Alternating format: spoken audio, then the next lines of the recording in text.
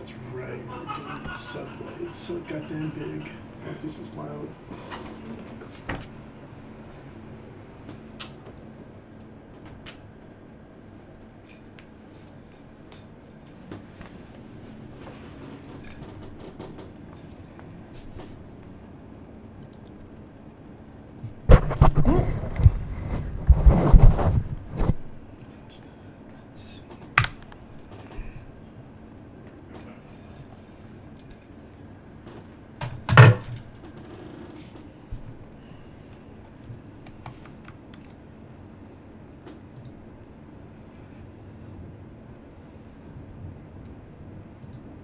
Remember to be online. I am online. Okay. It's on that beach.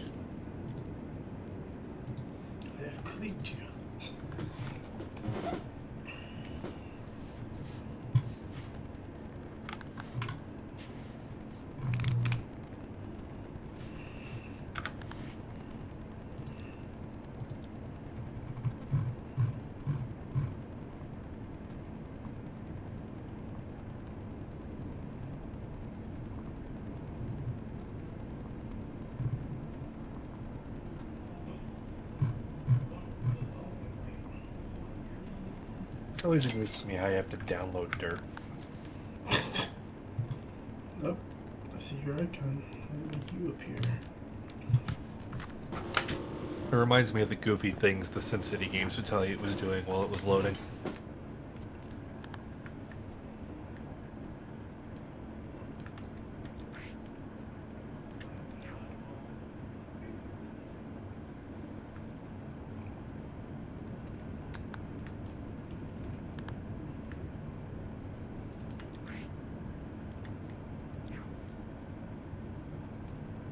Oh.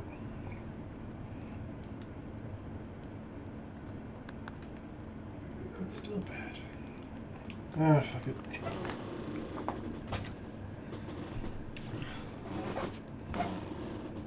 And you're saying words, but you're not saying them very loudly.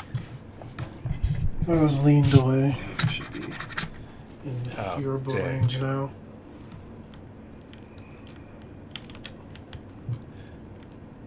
Honestly, though, we both seem to be people who lean in our chairs, so we just need those clip-on mics. I know, right?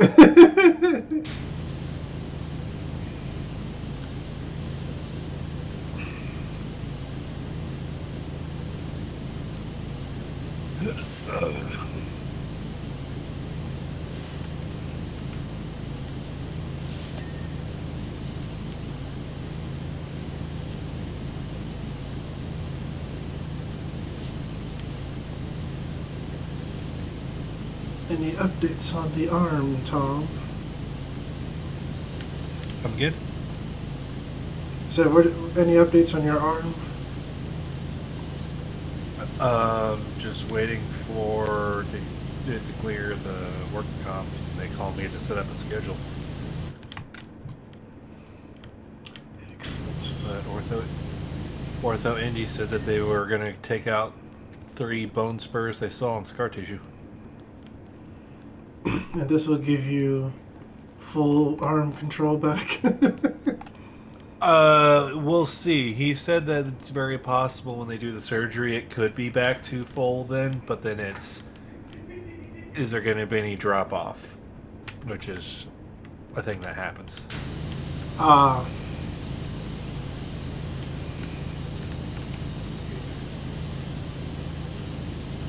But the thing that's nice with it is when he decided to do that, when I dropped in there, he was just like, okay, this is what I see. So I think we go in and do this and might be able to get something back. And I'm like, well, I'm all for anything that gets me more. And then he said, okay, so I'll get passed over to the work comp people, and then you'll get called to schedule. And then you already had a therapist, right? I'm like, yeah, there was a physical therapy I was using there. It's like, okay, we use them, so I'll have a prescription. So as soon as you get a schedule with me set up, call them and set up a schedule with the prescription for the day of the surgery. And he's like, and then did you have a brace to have? You know, that little crank thing I had? I'm like, I did, but as soon as they cleared me, they wanted it back. It's like, all right, I'm also going to make a prescription for that one, so that'll be there. They just took your brace back? Jesus. Yeah, the last time, the day that the doctor at Francis said that I was done and just live with it, I got called from the people that had the brace because it was just a rental and said, yeah, we need that back now. Damn. God, medical care is so evil, and it should be.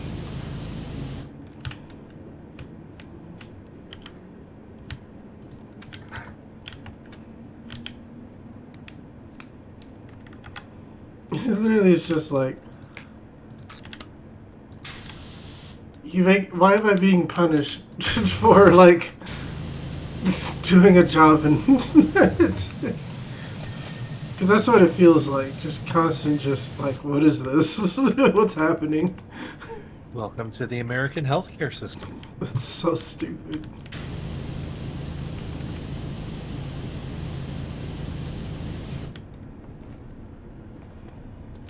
Are you having trouble connecting? I don't see you. It's still loading. It's still downloading dirt. That's a connection issue. Hold on. Well, it's been ticking up. It's been actively downloading. It's not like it's been sitting there. Okay. Now it said download it. Now it's loading it. There we go. Okay. About to say. Luckily, there's a lot of dirt in this subway. Mm-hmm.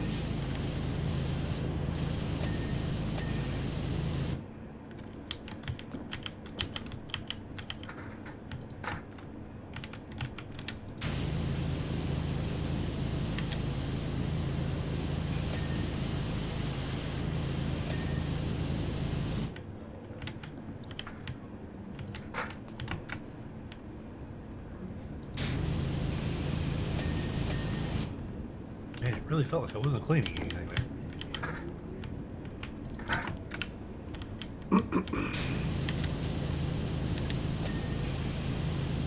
You know, it's kind of a shame about the Humankind game. Oh yeah, yeah. You're wanting to look at play because, like, when it worked, it's not a bad game. I can definitely say I was having fun with it after any of it made sense and it wasn't being stupid about things. Yeah. But yeah, just the fact that I ran into on one game where it was the combat turn just stopped working because the AI broke basically.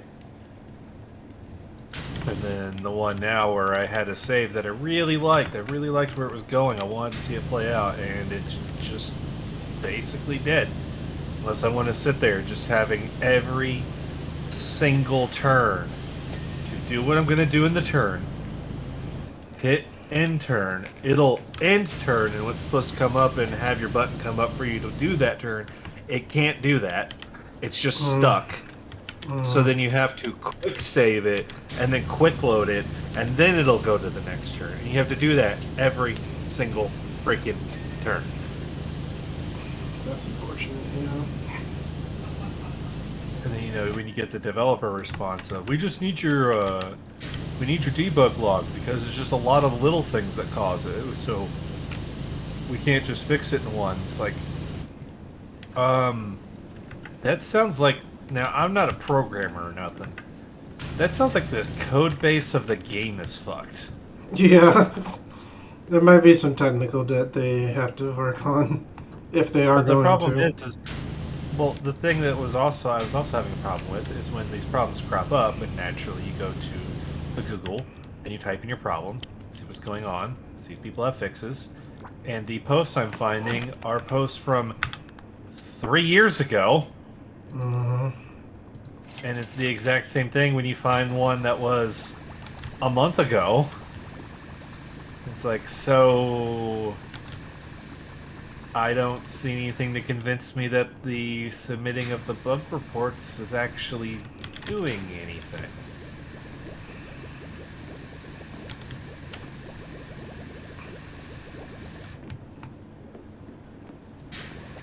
Yeah, that's unfortunate.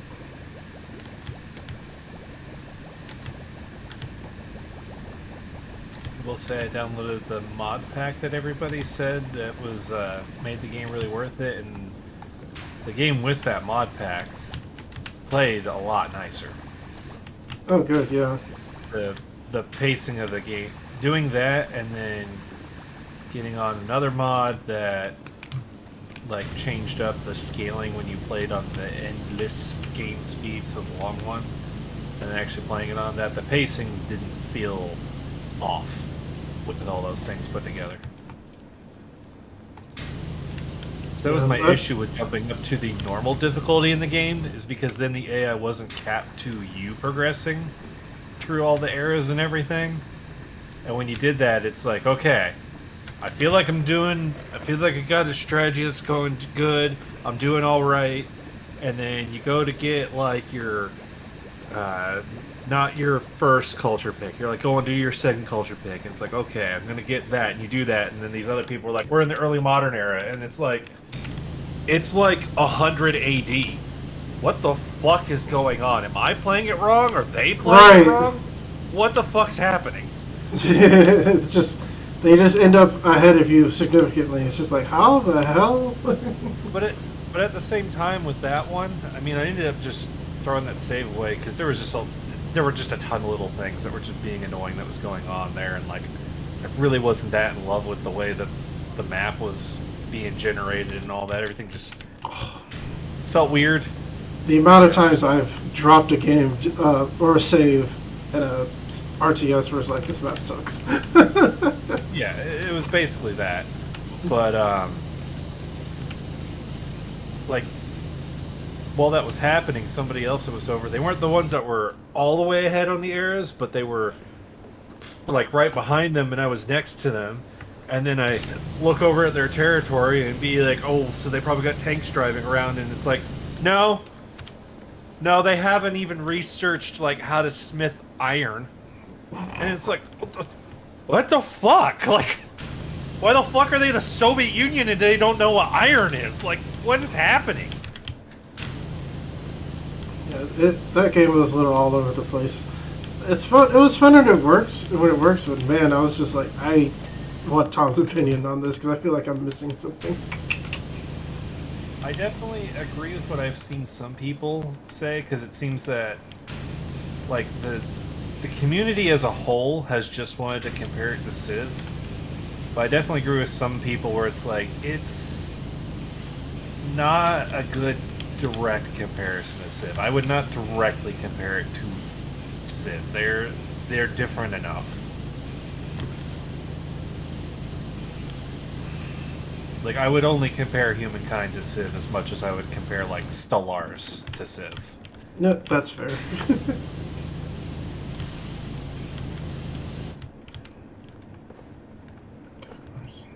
It also had to turn off the narrator, which is the thing that I was so torn on, because it's like, the guy who did the narrating, I thought he did a great job. I thought he did a really good job with it. But the 90th time in the same game when you hear him come on and be like, you've reached the end of an ideology axis, it's like, I fucking know! Shut the fuck up!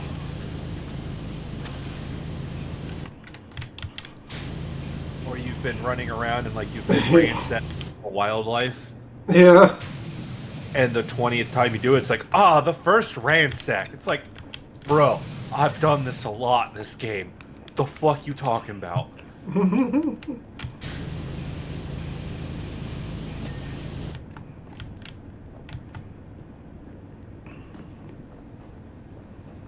I did end up looking up like people's thoughts on the narrator, and I found a Reddit post where somebody's like, is there a way to adjust the narrator? He gets kind of, it's like he's not that bad, but he gets kind of repetitive. And then like the first comment in there is, you've reached the end of an ideology axis, all caps, you've reached the end of an ideology axis, bolded, you've reached the end of an ideology axis, italicized, and every time the font's getting bigger and bigger. You've reached the end of an ideology axis. I'm like, that's what the game sounds like.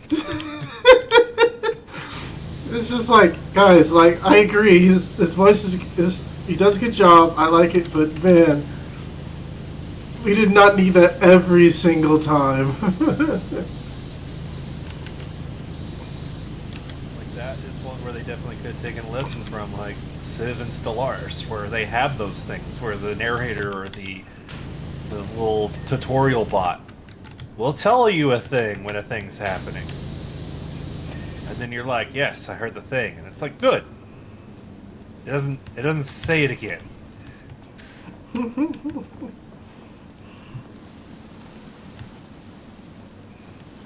That should work, Tom.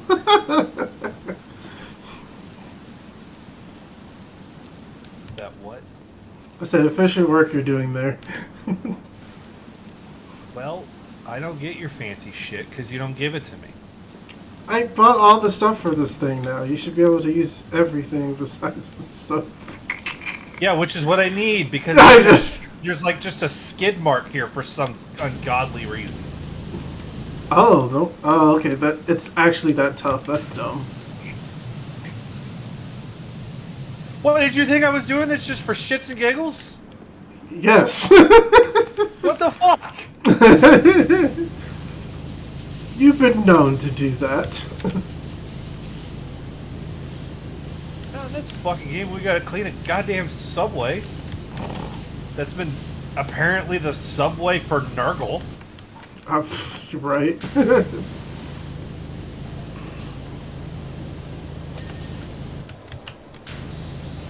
highly offended right now. Sees me over there using the hard scrub spot clean tool. Oh, you're just being dumb. It's like, no! There's a hard spot! I didn't say dumb. I said, it's more like, are you having a laugh? I wanted to know what you're doing and why. Because you wanted to rub in that you get all the good shit, keep it to yourself, and don't give it to me. I don't rub it in. You did. You rub it in because you bring it up every time. I can't rub it into myself. That's you not do. how That's the exactly what works. you do. That's exactly No, what I you point do. out how you are an unfair employer. I'm gonna have to take it to court at some point. The only reason you would is because I. Way to run a business, man. I don't know how you was if I got rid of you before doing an ineffective job, when I purposely didn't give you the tools to be as effective. Hey, like I said, I'm pretty sure this is a British game, which means we're in Britain, so that means the labor laws are on my side. Unlike here in America, where they would be completely on your side, and I can't do anything about it.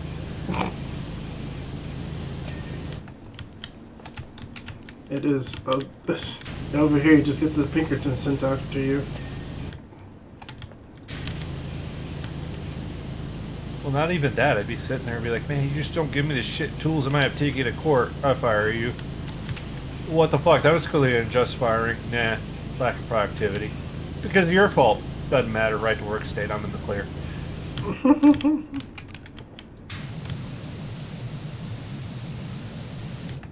Right to work. God.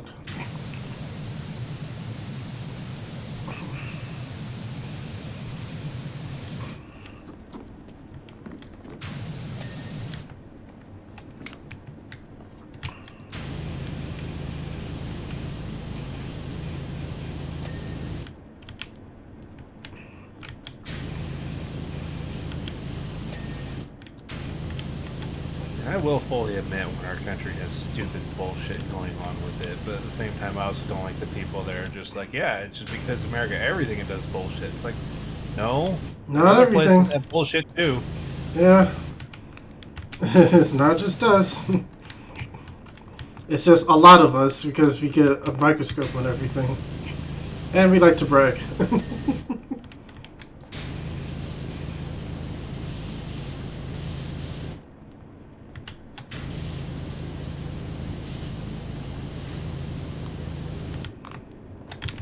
So it is fun to watch those videos where somebody goes to like Britain or something and goes, how much do you think this medical service or this medicine costs in America? And they're like, I don't know, like $40. Like one of them I think was insulin. It's The girl's like, 40. Oh, $20? I'm like, higher. 40? Higher. 80? Higher. She's just like, just stunned look on her face at this point, so they tell her 600. She's like, what? So like, if you're poor, you just die? Yeah. When there was one guy that they had, and it's like, how much do you think it is for an ambulance in America? And he's like, wait, they pay for that? I'm like, yeah. He's like, That's really thinks on it. I don't know, like 200. He was like 100, 200, $2,300, and his jaw just fucking drops. what are you supposed to do about that? It's like, how are you alive? It's just like not being sick. And when you aren't sick, you're just in denial that you're sick. Yep. Why do you think we have so many people that work trades that are just absolutely destroyed?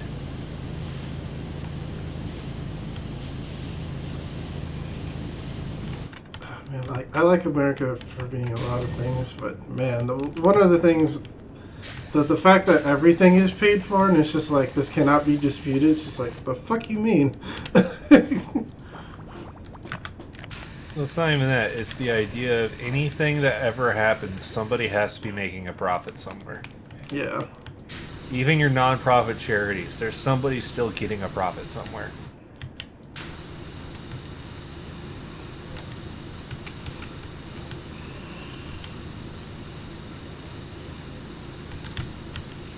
Just don't worry. Non-profit charities have figured out the way that they can give people big paychecks and be considered a non-profit charity. Because one of the best ways you do it is, oh shit, we're going to technically generate a profit. Well, I'll just put all that in my quotes salary, and now I didn't generate a profit.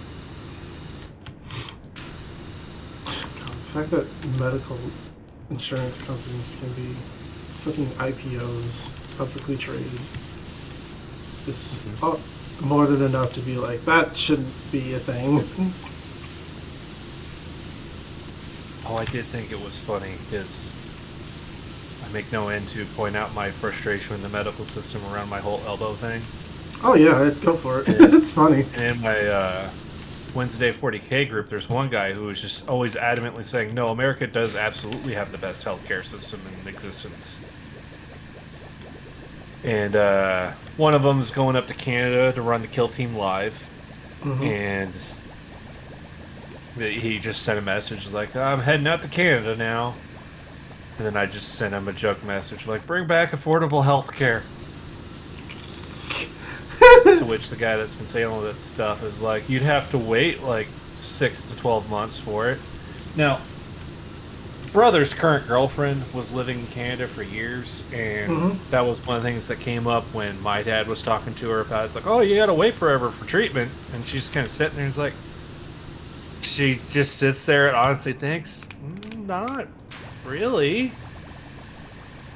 So when he made that comment at me, I'm just sitting there and he's like, oh, you have to wait 8 to 12 months before anything happens. And I'm just like, because I definitely haven't been sitting over here being over a year of a broken elbow that still hasn't been fixed. That was supposed to be covered by workman's comp. Damn. That I had to sit there and had to pay out of pocket just so I could tell workman's comp that, yes, my elbow's not fixed. Has it been over a year? Really? So it broke. Let's see here. I thought it broke late last year. It broke like late June. No, it broke early July because like last week of needing to be bandaged up and in a sling was Gen Con. That's right, you were in a sling at Gen Con. Oh man, it has been that long. Jesus. It's like, yeah, we have the best healthcare. You and then make a joke about Canada. You'd have to wait forever. It's like, had to wait forever for this. Best healthcare, right? Oh, did I tell you about the really stupid thing that drove me fucking nuts on a phone call with Workman's Comp a few weeks ago? Oh no, maybe, but go ahead. So, after I got the CT scan and I was sitting there waiting to just hear back on the results of the CT scan, Which I guess, even though I was told they were going to call me, they had no intention of they were going to call me. Because of course not. The workman comp person called me. Basically, she was seeing if she needed to keep my account open and everything there. Like, yeah, you really need to because it's not fixed. And I made some comment to her, like, man, I'm really upset that this is how it played out with Francis because, like, my family, that's been the go-to hospital we've used down here. I've never had any big issues with it. My personal doctor, like any procedure, any checks or anything we do, we get thrown over to that Francis campus and it just gets all taken care of. We're good to go. And then she says, yeah, like everybody I have that goes over to Francis all comes out and like, oh, it's not fixed up right, or they're not really happy with how it played out. And then I'm just sitting there and be like, this is an ongoing problem. You send me to Francis then. If you have a history of everybody that you've covered has gone over there and complained that they didn't get fixed, why do you even sit there and consider sending their people there again? The correct answer usually is because they're paid to do so. But did she answer that? It seems the main ones that they're paid to do so with is Ortho Indy, and that's the one she'd really want to send people to. But she didn't bring up Ortho Indy as an option. When she was sitting there for my first treatment trying to figure out where it was, it's like, she's just sitting there struggling. I gave her my address, struggling to figure out what's around me, and I'm like, there's a Francis near me, and she's like, I'll just send you there. Didn't even let me go on to say, there's also an Ortho Indy that's right across the street. When was this call again? This was back when my elbow was first broken. What time of day? The call I'm making right now was like midday, like 2 weeks ago. The call about picking where I was at was like, God, when would that have been? That was probably like, honestly, that was probably also midday. Just about every time she's called me, it's been about midday. Like no later than no later than like 2:30 or 3 at the latest. Yeah. That okay. I suspect that's her like getting it in last minute and then leaving. Probably. Because God,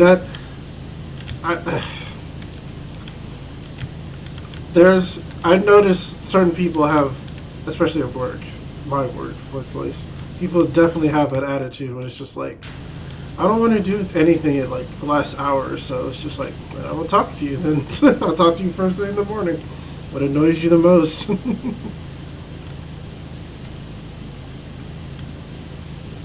But yeah, I would be curious to see numbers, because I know that exact thing is an argument people use for the 4-day work week, and I'm like, I am legitimately curious on the numbers of that one. Yeah. Like, do people who actually do work 4-day work weeks, like, almost never have that thought process? That's the argument. I'm gonna say it wouldn't be zero. I find that impossible. Humans are humans. They'll complain about fucking anything. Human race still sucks. It's not gonna change just because it tries to make it a little better. Well, sorry, that's a bleak way of saying humanity can't improve, but the way people think can't improve that quickly. So there's still gonna be a huge, it could be more. People are greedy, is what I'm saying.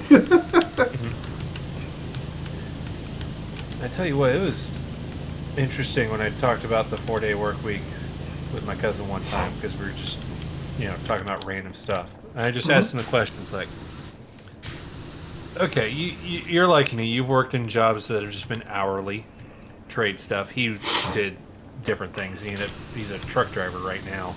Cool. Probably gonna die doing it because Jesus Christ, he does nothing for his health. Oh, that's unfortunate. he was prescribed a CPAP and is one of those like severe cases for a CPAP and just decided he's just gonna not use it anymore for some reason.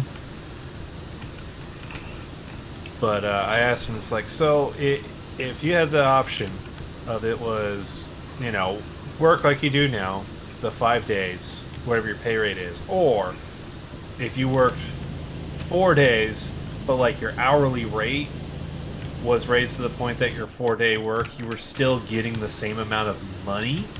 So a 32-hour work week, you're getting the same amount of money you were getting in a 40-hour work week. Like, you know, we'll just make that adjustment. The net is the same.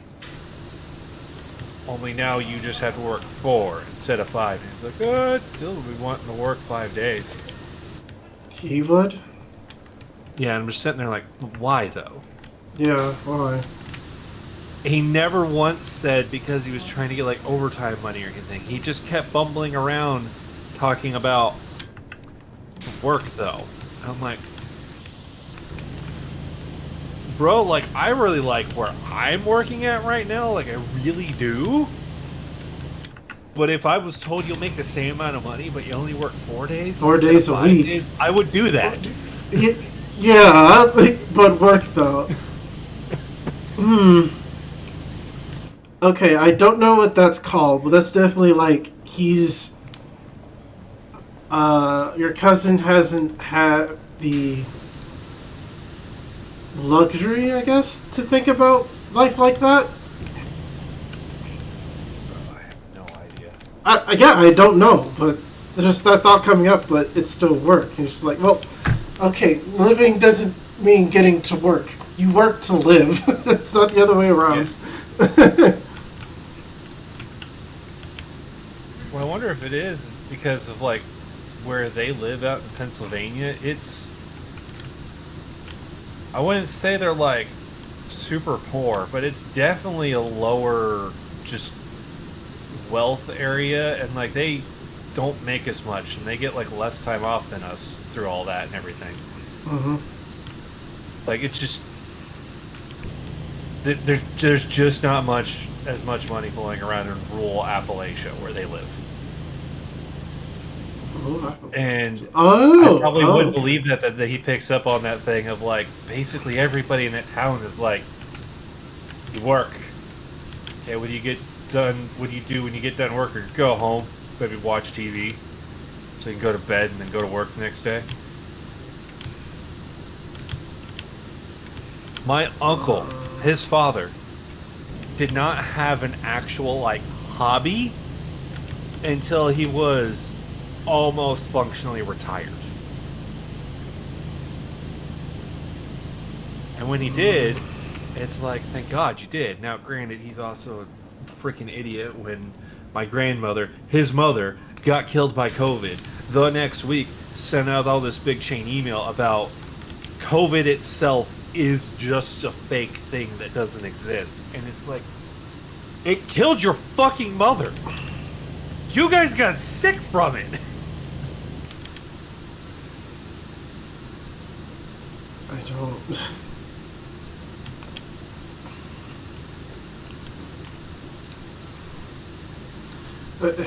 I know like the smarter people call it like cognitive dissonance, but it's like, what is it when irrationality gets to a point where it's like it rejecting reality to that much of a degree, and it's just like, what do you get out of doing that? Like if you say this thing didn't happen, do you think it just doesn't happen? Of course, Aunt and Uncle just have some weird opinions. Like, my aunt there, she's, it's kind of similar to what Brian does, but she was basically a teaching assistant and like, I think she was doing special needs, but then also sometimes not special needs, just like second, first grade, stuff like that. Okay. I don't remember if this incident was with a special need class or not. Uh-oh. I don't like that, but go on. So, like I said, it's rural Appalachia, Pennsylvania, where they live. They are basically a predominantly white region. Like, a lot of crackers there. I don't know, whichever service we're streaming to might have just shut us down there. I have no idea. But in the class she was helping out, because it's not like you'll never see a non-white. It's just mostly white. But the class she had there, it was a situation of, granted, these were like first graders. It was a situation of all of the kids that were in the class were white, except for one that was black. I kid you not, this is basically straight up what she was telling us how this is going. Like, I'm not just... We walked in and saw what she was doing, and this is what she did, and we're reporting. This is basically what she is telling us is happening. Oh, okay. The kids are playing with the black kid just fine, because they're first graders, and racism is a nurture thing, not a nature thing. The kids don't fucking care that there's one that looks different, because in a first grade kid mind, you probably don't even notice that. Uh-huh. You were a kid. You remember it. My aunt insisted on she had to take the black kid aside, explain to him that he is different. He is different. He shouldn't be playing the same as all of them because he is different. And we're like, what the fuck is wrong with you?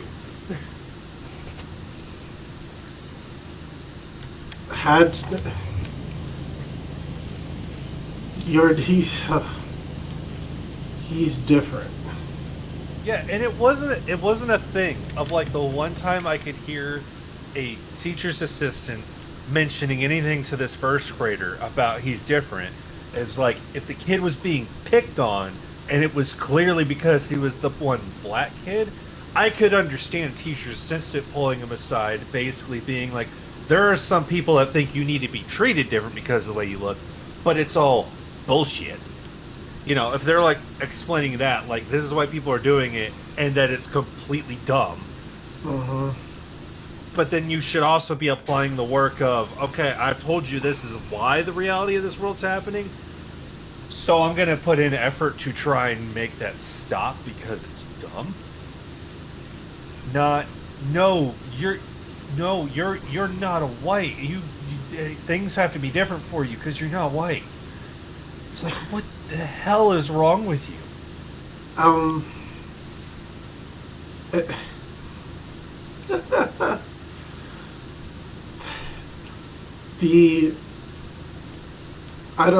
It feels, it sounds like she was like trying to head it off before it happened. And that's the best case scenario. But the fact that she just did it because she thought she should, even though there were no problems, it's just like, that means you're the only one thinking that. They were fine until you said anything. My brother and I are constantly pointing out to her is the kids clearly didn't care. That's the behavior we need to have happening more.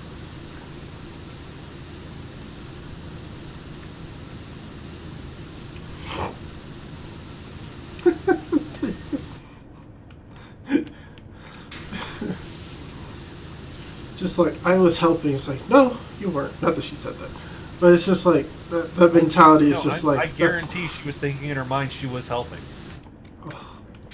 Because she's tried to defend her position on why she was doing this. Also the thing of, they don't need your help. We don't need your help. We never need your help. We can take care of ourselves. The kids going to school, the kids has parents, or a parent. I'm pretty sure it was a non-broken home or anything. Fuck's sake.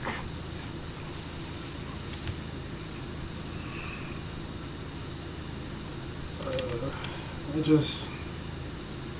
I mean, you know what?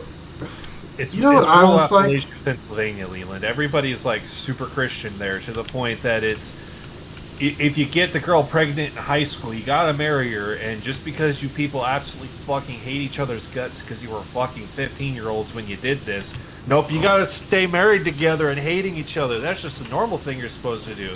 Spouses are supposed to always hate each other and hate each other's guts and never want to see each other.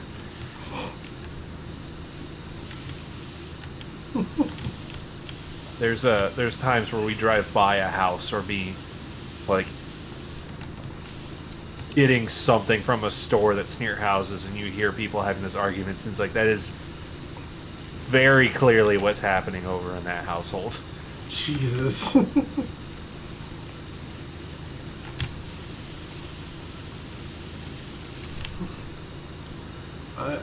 When I was a kid, like first grade and stuff, I'm pretty sure up till middle school, I was. It's gonna sound weird, but I was the violent kid. I literally can't believe that. Yeah, I was in fights. I was friends with all the bullies. Wow. It was. Oh, it's because you were tall. Yeah. I was already tall by elementary, so it was too late. At least all the other kids didn't rise up under the mantra of "eat the tall, become the tall." Eat the tall, become the tall. Oh, right. Okay. I think the only people that bothered messing with me were girls.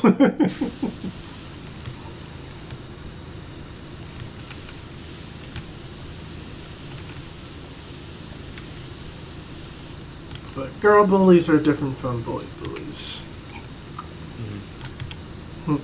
I remember one particular story my dad told me. I think this is when I was, God, not in school yet, but definitely before kindergarten, so toddler-ish. He basically told me one day that I threw a hammer at his head. Did he deserve it? Was it justified? I think, well, Dad's a mechanic, so he has tons of tools around the house usually, which he learns not to now. But I think I had a hammer was nearby at one point, and he had already showed me like cartoons and Stooges at this point, so you already know the slapstick comedy was already in my head. Okay. Yeah, so I think he said I couldn't do something, which is usually all it takes. And he turned around, and the next thing he remembers was this searing pain in the back of his head. And he said Mom came in, was just came to look what it was. It's just, yeah, he threw a hammer at you. But he said the wood part hit him, not the actual hammer part. I have a feeling he would have been more seriously injured. It's like, what'd you do with a toddler? I killed my dad. You know, there'd be a lot of people who are like, see, it all starts when they're young. Oh my Yes. God, talking about this reminded me about the most bizarre opinion I got this week. One of the electricians we were working with on our job site, and this is an electrical group that we've worked with before. I haven't personally worked with them much, but other people in our company know them. Okay. To the point that they recognize us and all that. Sitting around talking, this guy we're talking with, it's like, oh, you can just have some fun conversations with him and all that, and whatever. Hey, it's cool. It's cool.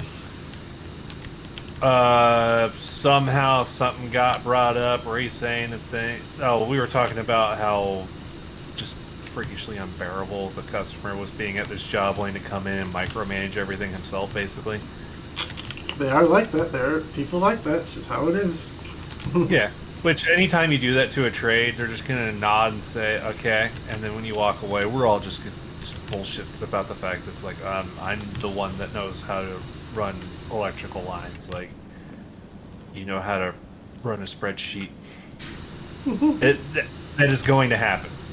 It's going to happen. If you don't think it's happening, you're lying to yourself. But it's happening, and then we're making jokes about, oh, just do this one thing, and I'm sure that'll piss him off and get thrown off the job site, and then that's how it led into the electrician guy was basically saying, "Oh, I don't care. I'll do well. What's the thing? The feet stuff or the OnlyFans. I'll just do that to get money. You know, making a joke, making it funny." Okay. Yeah, and then he said some Oh, I see where this is going.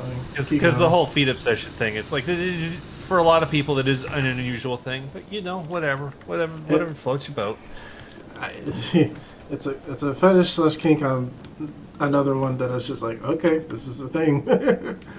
That's a lot of them in my mind. Yeah, same. But then again, the non-kink part of that is already a hard thing to figure out. But so he was talking about that, which then brought up just kind of the weird things that everybody hears about more now. And like they brought up the one thing about the girl that was selling her bath water.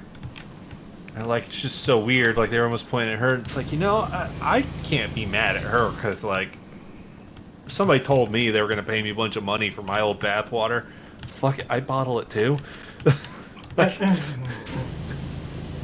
I'll look at you and think that it's weird the entire time, but I'll bottle it and give it to you for cash.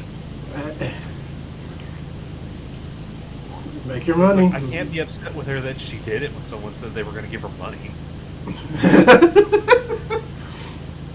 Implying that people do anything for money. At the same time, I have a feeling they were offering her quite a bit of money. Yeah, that was probably the difference. Yeah. That led into him talking about apparently found out that there's somebody who gets in a bathtub with a bunch of milk and pours cereal in it, and then people want to buy the cereal with the milk in it that they were in, taking a bath in or something like that. It's just like, yeah, that's just weird. And then he said, you know, you may not agree with this opinion I have, but I know why everything's gotten all weird like that. And my mind, because social media's there and now everybody has a microphone and can just, everybody feels that they can just blast out everything they want to, where before people wanted to keep things a bit more private and hidden, which is the real reason. Fight me. That's the real reason. All this stuff's been happening before. It's just not everybody heard about it because now social media has made everything everybody's business. Mm-hmm. No, the one that he told us about is why it was happening is because they started letting the gays get married.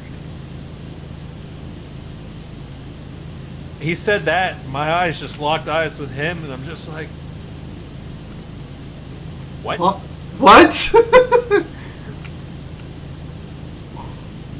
What is that? Before all that wasn't happening, and they let the gays get married. Now everybody's coming out and doing all their weird things because everybody can come out and do everything. And I'm just staring at them like, what? What? Every time people do that, I'm always like, what are you talking about? Well, he did that, and that's when I started saying, like, no, I'm pretty sure it's social media is the big thing. And then he says to me, well, you can really trace it to anything. And I'm like, okay, shifting the goalpost from your shitty opinion. Wait, you can really... That's not... Yeah, I didn't first say it was the social media. That's what my headspace said.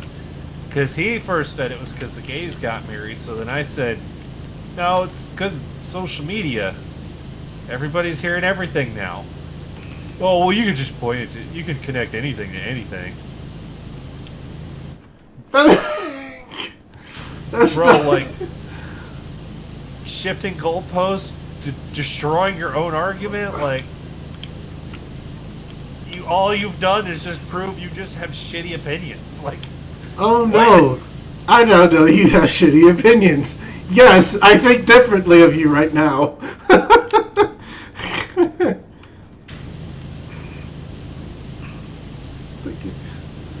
They let the gays get married. It's just like, it's nothing to do with anything. The only thing that was different with the world when we decided it was, again, culturally acceptable for the gays to get married was that the gays could get married. Yeah.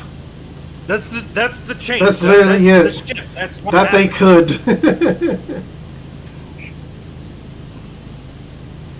I hate people so much. That makes no sense. You said you're just looking for an excuse, aren't you? It's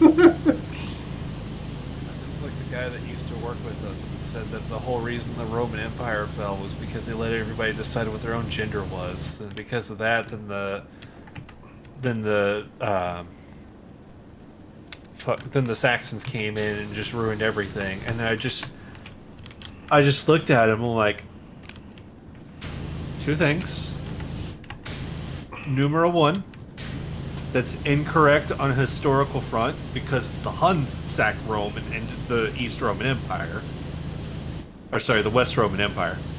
So first off, you're already fucking wrong. The Saxons never left Britain. I told him about that part, and he's just like, huh? And it's like, they never left Britain. Yeah, that's the whole point. Britain, which was Yeah. the last far-flung territory of the Roman Empire. You could attribute that they knocked it down, though I think technically the Celts did more of that. Yeah.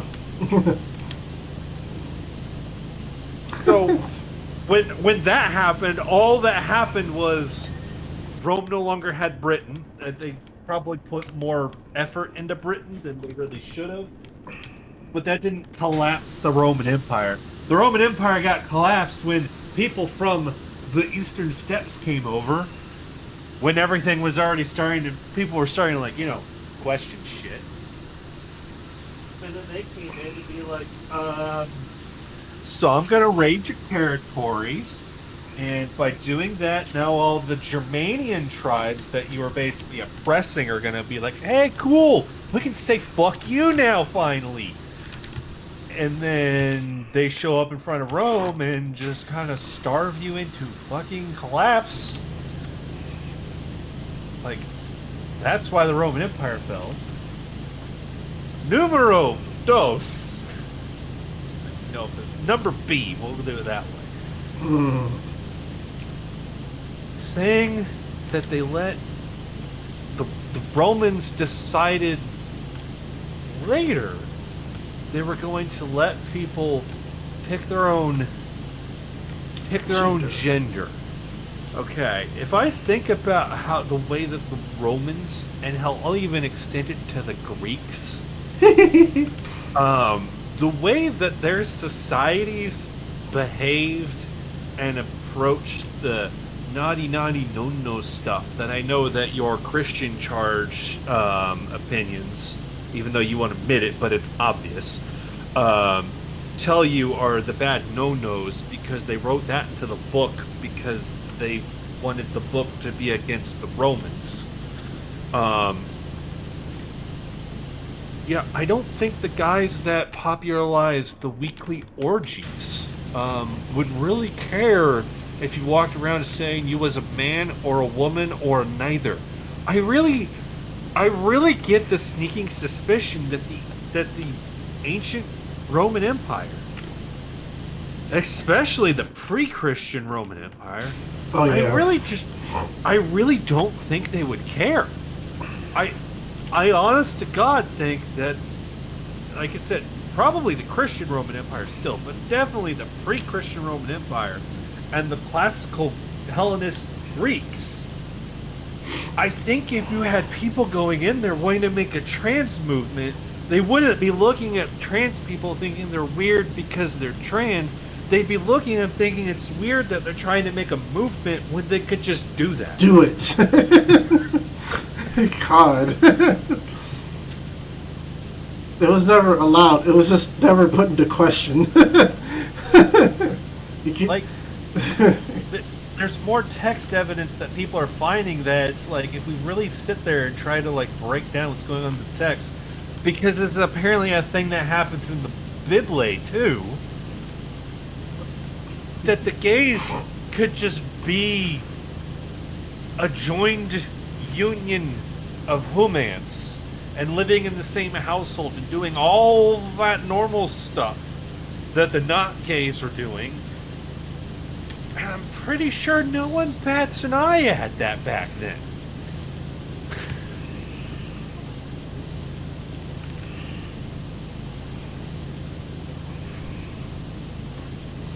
Oh man, I'm so glad you don't interact with that guy anymore. Every time someone just like says something clearly wrong, it's just like, what do you gain from saying that? Because you've already lost me because I know you're wrong. So what is it you're looking for here? Just someone to agree with you?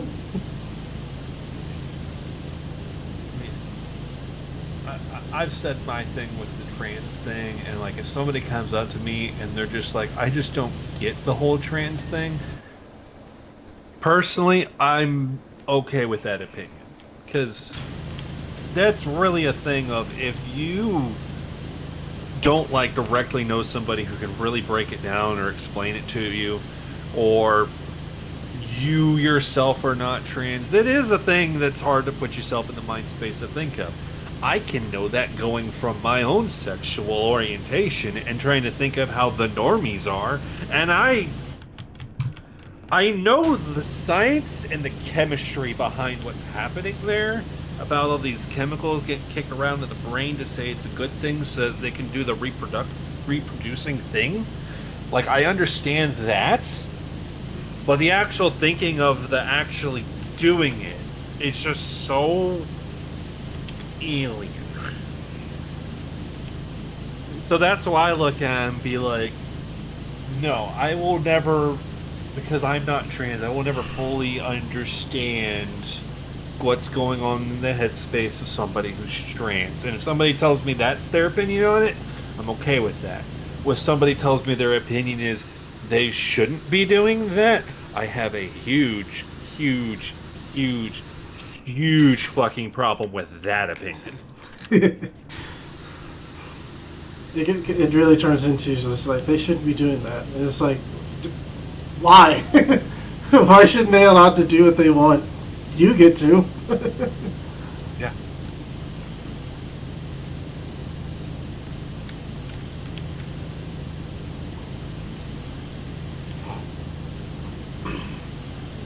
Heck, I'm even stuck in the really awkward thing of trying to deal with. And we kind of mentioned this in a previous week, I know.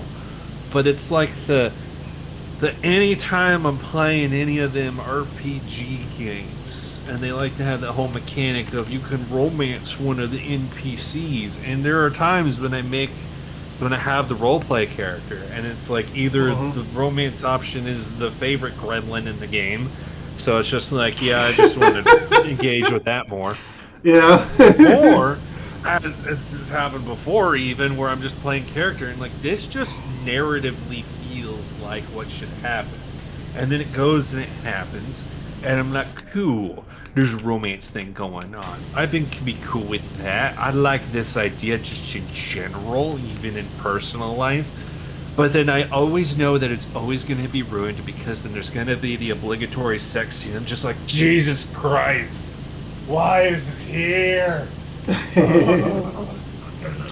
I think Marcus put it pretty well when I was playing Cyberpunk, because you do get a scene of that too. But narratively enough, the person you're doing it with makes total sense. So it's just like, this is nice. They're getting along. Yeah, I can see this working out.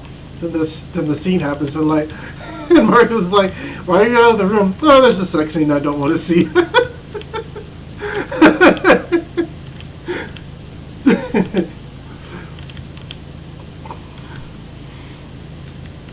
of course, if you ever go in those fan groups, people are talking about it. Especially when you're in those fantasy or those sci-fi games, you ultimately have the not actually human, but they're so close to human that the odds of encountering that out in actual space for realsies is going to be very low.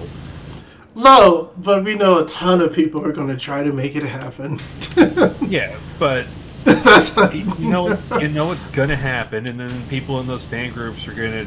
There's always going to be somebody who takes it just a wee bit too far in their opinion. Sometimes it's for a joke, sometimes it's for a jape, sometimes it's they really are taking it just a wee bit too far. And then somebody will always answer, especially when it's one where it's some little thing going on. They're like, well, you couldn't sex it. And it's like, but that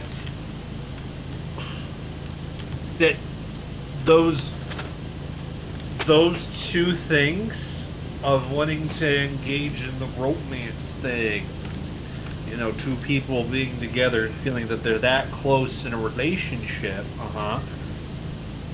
and the sexing are not actually requirements for each other. It is an established thing in psychology that they are not. Yes, it's very commonly connected, but they don't actually need to be happening. Because if they were, like, you needed to have both for either one to work, hookers wouldn't be a thing.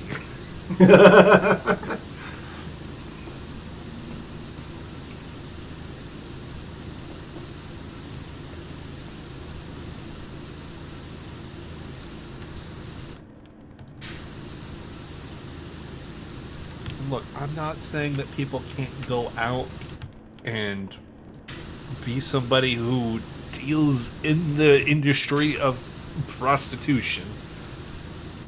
If that's what they want to do, go ahead. I just hope you do everything you can to protect yourself. But if you're going to sit there and be like, no, if you romance somebody, you must do the sexing at them, that would also... It's not a stretch to say that would then imply that in order to do the sexing, you also have to do the romancing of a person, which means going out and handing somebody some money and then exchanging fluids. That means that it wouldn't happen. It'd be in order to do that, it's like, okay, you have to get to know each other. You have to actually really like each other. Then you have to like each other. Okay, now you can do the exchange of money.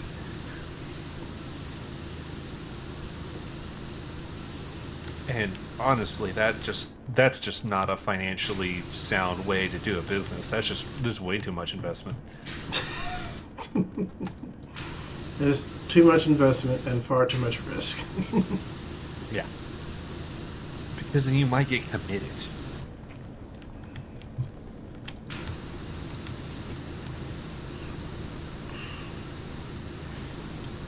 Like, hell, when we were watching that stupid Peter Grill show, I know I mentioned it before, where everybody else is having fun watching it, and it's just like, God, like, I just don't care for this show. I didn't either.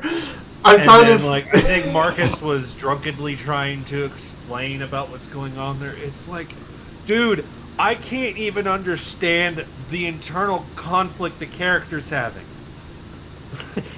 It's just a base foundation of the core conceit of the show. I can't even understand that. I can't get past the starting line, man. Like, I get you're having fun with it. I can't get past the starting line.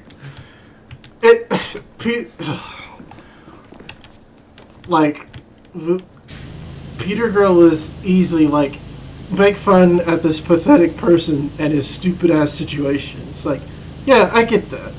And part of it is just like, to me, it was just like, I guess I get it. I hate that this is turmoil for him because he still does it, so he doesn't get an apology or any sympathy. So it's just like, these are choices this guy's making. Ugh. No, like I said though, because its second season came out, we did that voting for second season. And like as soon as I saw that was on that one, it's like, that's my low vote. It's mine well, too. We'll say on our 1 to 10 scale, I did give it a 2. And I remember I got a weird look because I gave it a 2 and not a 1.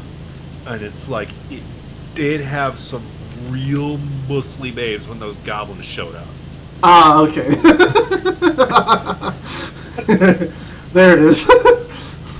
And it's like, I don't get the whole one and exchange the juices thing.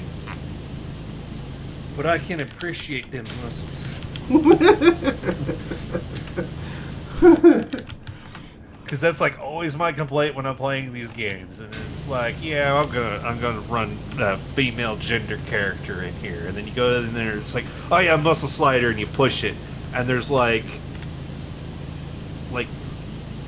I want to say the skin expands like a quarter of a millimeter at max. And like, yeah, doesn't go anywhere. oh, and then you go over the male one, and it's just like, boom, I've eaten all the steroids created by man. It's like, like that was I haven't watched the She-Hulk show because I basically haven't watched anything Marvel since like, what was the movie that came out after Endgame? Oh fuck. I saw Spider-Man 2. I think that was the last Marvel thing I saw, and then Mike and I actually watched the Loki show. That's about the most recent Marvel stuff I had. I didn't watch the She-Hulk show, but I know when it's coming out, that was one I was interested in because it's like, I want to see if they do the fourth wall breaking stuff. Because she was doing it before Deadpool. Yeah. And I remember my complaint when I saw the She-Hulk, like I saw the She-Hulk show coming out, because of course people are going to complain because it was a woman character. Yep. I'm sitting there and it's like, yeah, I got my complaints on that too. And I would assume everybody would be like, oh, because it's a woman. It's like, no, she needs more muscle. She really did. Hulk. She needs more muscle. And it's like, well, she's like athletic. It's like, yeah, sure, but okay, so you see the Hulk. Okay, you see the Hulk, right? Like, the slider needs to be more over there. Oh, I really wish you had a chat for these conversations.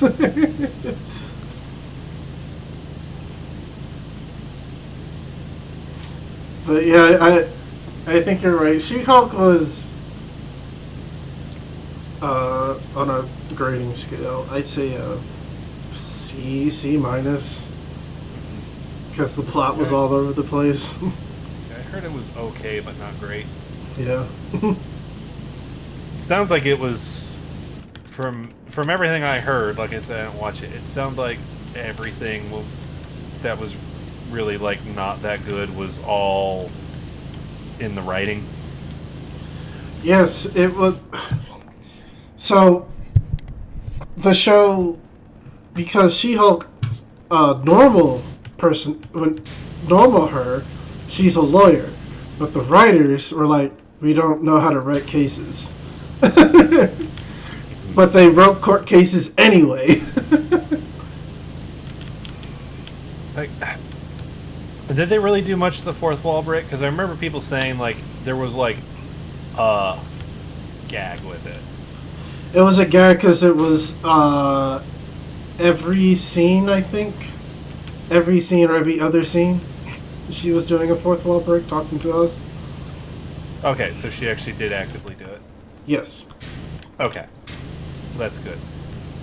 Now I wonder if they ever did the scene that when I was learning about She-Hulk and the fourth wall breaks, I saw there was a comic panel in there, and like this is immediately my favorite She-Hulk comic book panel exchange, and I like how nonchalantly she would do the fourth wall break stuff,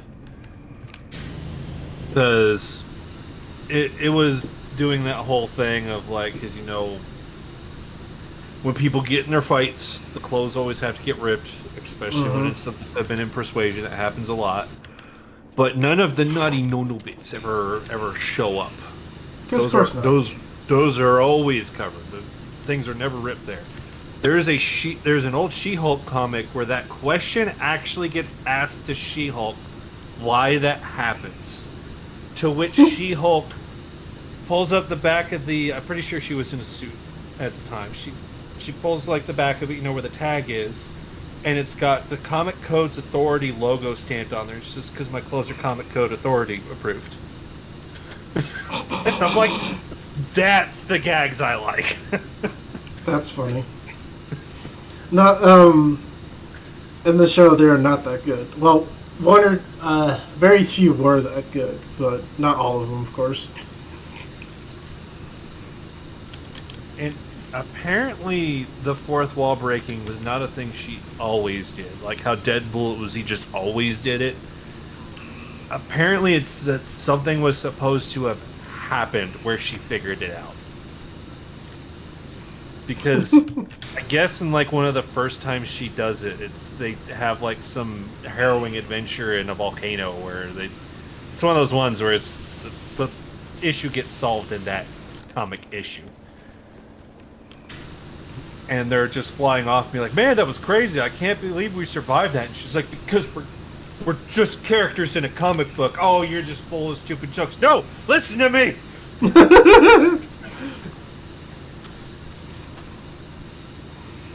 I like the existential crisis the characters could have. Just being like, no, we're characters. Apparently, she was later given the fourth wall break and did have existential crisis over it. In the show, she just does it. No rhyme or reason. Well, she later became okay with it. Like, that's even in the modern She-Hulk comic. She doesn't have a problem with it. Oh, okay. And it was unfortunate because I remember back when I was working at the factory, because that's when Mike was huge into collecting comic books, and I would mention that because that was the way that I knew about like what was actually going on in modern comic books. I would sometimes share it with people who haven't seen a comic book since the 80s. And somebody was saying a thing of like, yeah, they just always just draw these women so stupid. And this was in an age where you still had the problematic parts of the female characters that were made in comics of very busty and very butted. I don't know what the slang term is for the big butt, but they were always that. But I remember at this time, because I kept seeing covers of She-Hulk, she was very muscled. And I was like, well, there's She-Hulk, and they're just like, huh? It's like, yeah, she's like covered in muscles because she's Hulk.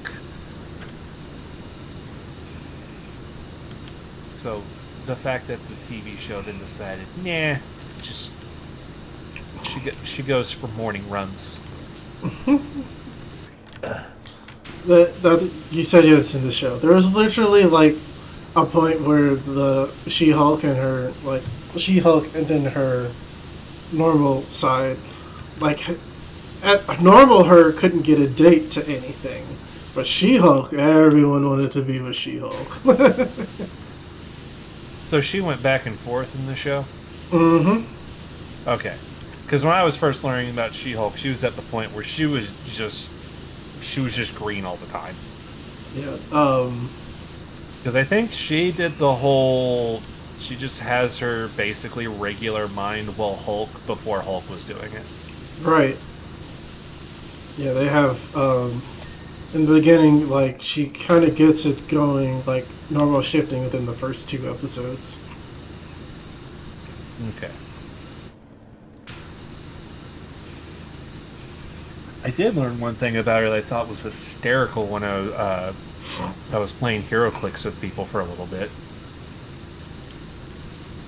Because I had a red She-Hulk from whatever the storyline was, where a bunch of different people from Marvel got Asgardian weapons. She got a big, gigantic, 2-handed sword. Oh, God. And I'm just like, okay, first off, what is the deal with this plot line? Because I don't know comics, and especially not Marvel comics at that time, like, at all. So, of course, I'm going to go look it up. Like, why is there a She-Hulk with a sword? Like, what's going on with this? Find out that that's that whole storyline. And then I'm like, okay, so everybody got the Asgardian weapons. And then I just kind of look into it more because that's the HeroClix figure I have. So at the end of this storyline, everybody was giving back their Asgardian weapons because, like, Odin, or who I think pretty sure it was Odin, was telling them like it had to go back and all that, and everybody returned them. I guess except for Red She-Hulk. What the comics wiki told me how this interaction went was they were returning it. They're explaining why it needs to be returned. So the heroes, being the heroes, are like, okay, yeah, I'll return it. And then She-Hulk was there and just looked at a big sword and be like, nah, and just walked off with it. It's are you gonna get it from it? Get it from her? No. Well, I'm sure there was more to it, but the way the comic wiki makes it sound like she was literally just standing there, everybody else giving back. She's like, "Nah, I think I'll keep it," and just walked off. Everybody's like, "Can she do that?"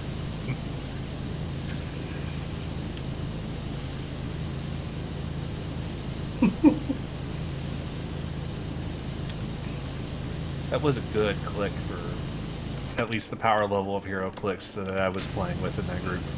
Oh, okay. The She-Hulk did end up pointing out something to me that I thought was extremely interesting and weird with hero clicks. I don't know if you've ever even looked or tried to play hero clicks at all, even a little bit. Hero clicks.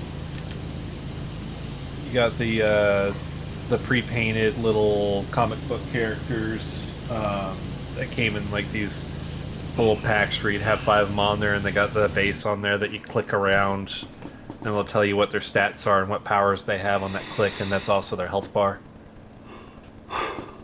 Oh, okay. No, I don't think I think I know what that is, but no, I haven't messed with it myself. Okay. So, like I said, the whole I think a regular click space, I believe, has 14 click positions on it.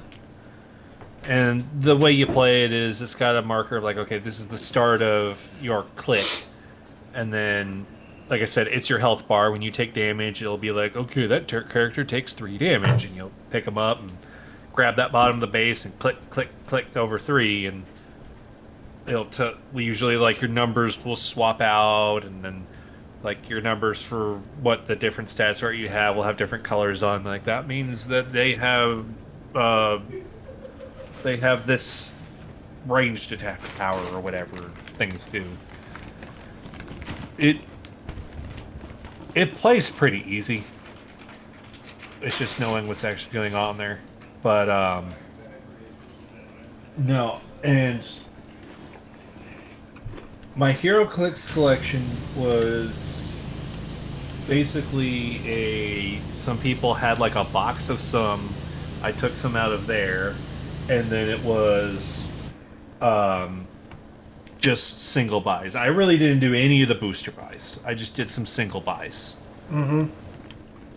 So how I did that is like I normally do in a miniatures game is because you can go to a website where they have the hero clicks. They will show you the full dial so you know what it looks like. And they'll tell you what all their abilities are. Because some of them have like unique abilities they have. And that's how I bought them is I just looked purely at if they had a unique ability, what was it? I went in, I had about 20 hero clicks, and I realized, wow, basically all of the hero clicks I bought were women. So then I decided, fuck it, I'll make that like a thing. And just stuck to that. It then revealed to me a thing that was really weird, because I remember looking at Hulk, and he would have like 10 clicks of health. It's like, Jesus Christ, he's such a pain to deal with. And then I'll have a She-Hulk, and I'm like, I'll just throw that down. It'll be the same look, and be like, oh my gosh, she's got like way less health than Hulk. So I looked around and be like, okay, I need to find somebody that's got a lot of health. Hero clicks. This is the thing I found out. Hero clicks, like 99%, like 99.9 out of 100. I think I found 2 that existed at this time. They do not like to give the women more than 6 health. Oh, that's. And I found it out because I ended up with a Raven figure, and that was the weird one that fooled me for a bit because she's got a mechanic where there's 2 clicks that if you get to, she goes demon mode, and you go to a separate block of 6 clicks for that one. So that one fooled me and thought that it wasn't a thing, and then I looked around, and then I just started going through as many clicks as I could find, and I'm like, holy fuck, oh my god, even Feora, the the Kryptonian that came with General Zod is only 6 health. There's no Superman that's less than 10. But of course, it's a woman, and they're like, has to be less. It's just like, wow, what a... Well, I wow. saw that, and I'm like, is this just like a thing? And I looked around, and like, nobody has ever mentioned it before. I'm like, oh my god, what the fuck? Everyone else, this is normal. It's just like, no, it shouldn't be. It's like, that's fucking weird. It's fucked up, and like too. I pointed out to some people, and they're immediately like, well, clearly this character would, and be like, nope. Nope. Well, this character, okay, that's one of the two. Which was, what was it? It's like Big Bertha or something. Big Bertha. Oh, I know I've heard it, but I can't place it. She's an X-Men. Oh, yes, she is an X-Men. Oh, I'm 60%. Maybe backed off. I can't remember. Yeah, I think so. It's like that. There's that one, and God, I don't even remember who the second one was, but I'm pretty sure she's somebody DC. God, I don't even remember now. But I just saw that. But like I said, when I found that, I'm just like, that is so fucking odd. And it's not like having more than 6 health is uncommon in that game. It's really not. Come on. A lot of figures have more than 6 health. I don't know. That was such a bizarre thing I found with HeroClix. It's just like, ow. Jeez. Is this like a statement somebody's trying to make? It kind of sounds like it. Jesus Christ. That's so mean. Now, I made it fucking work because, like I said, I went off of special abilities, so I would get people that had special abilities that drove people nuts. Because the first one that clued me in on, oh, sometimes a figure will just have just like a unique special ability that just they have, is Shadowlass, a character I guarantee you probably have never heard of. I never No heard clue. of him. Yep, no clue. God, what is it? It's the Galactic Justice League thing they had. It is just a smorgasbord grab bag of random superheroes that get like a whole 2 panels maybe.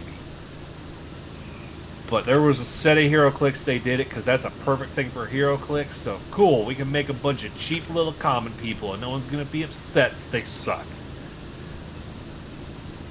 Well, Shadowlass I got, and I looked around on the internet, people talking about this piece, because I saw this unique ability, and I'm like, holy shit, that is good. How many points? Jesus Christ, that is undercosted. This piece is unbalanced. So I went around and looked around, like, have other people figured this out? Everybody's, I found like a couple people that would mention it and be like, yeah, it's nifty, but meh. Shadowlass has the ability to place down 6 tiles, and this is played on a little grid-based board. 6 tiles can block off a lot of the game map you're playing on. She places down 6 tiles where you're supposed to use the smoke markers, just because they never made a marker for the thing she does. And so you just use the smoke marker, and you just gotta remember it's Shadowlass's thing, not just smoke. Because smoke just makes it be like, oh, you take like a -2 to your dice roll to shoot me through the smoke. No, Shadowlass was, I placed down these 6 tiles. My opponent cannot draw line of sight through that whatsoever with anything. Oh, that's strong. That's what I thought. Apparently, everybody else on the internet was like, meh. Edge case. It's like, not a good ability. I brought it out and happened to play against somebody where his power figure was a ranged character, and I just went, bloop! They're like, what just happened? This common 40-point figure turns you off. What? Yeah. Don't worry, the internet says she's shit. But,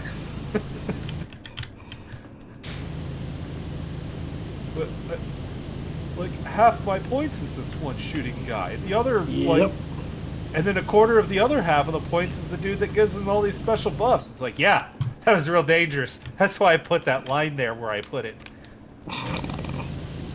Don't mind me as I punch your cheap shit that you brought, so that way you can't actually win the game.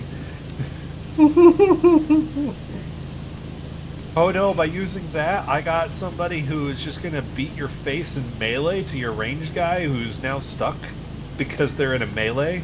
Can they just shoot? Man, oh boy, huh. It's a good thing that this character is a piece of shit character that doesn't really do much.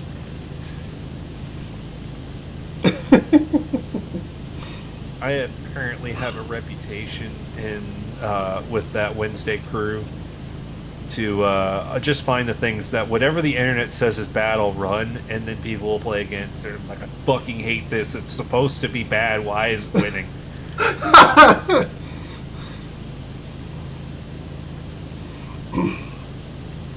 Speaking of being a slave to the meta. Oh, God. Because that's exactly what most people are. Destiny made me sign over my soul. Ugh. What they do. The meta builds they have for characters. Usually I ignore them. But I tried one out and I was like, uh-oh. I really like this. No. Wait, what? Now they're all meta builds. Oh my God. I specifically spent time this week grinding to build meta builds. Oh no! They got you. They did. Goner. One I literally can't do because it's raids, and raids is 6 people, and I'm like, I'm not available ever to do raids, so fuck that.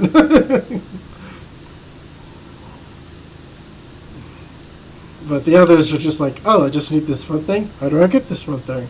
Oh, grind this legendary activity a bit. Okay, oh, I got it. One day. Let's go. Yeah, I'm meta. Yeah, I say I use all of them. I only use really like 2, which are which is like solar and arc ones. Because they're both the strongest ones right now. But doing meta stuff, I found some cool tricks that I would like to learn. I will say, that is the whole reason I'm even aware of anything meta in the 40k scene. It's just because I will look when people are discussing, because like, well, maybe they found some kind of fun combo. Right. But every time I look at the meta stuff, I never want to be told, well, this is just good, just use it. I'm like, okay, why is everybody saying it's good? I want to know the why, because that's way more valuable than just being told it's good, do this thing with it. Why do you think that unit is an auto-include? Why do you think that unit is something you should never take and is not worth the points? Those are the ones I always really like to look at, because like, okay, why do you think that thing is not worth its points and you should never take it, which is a thing that I take every game and is always causing major problems for my opponent?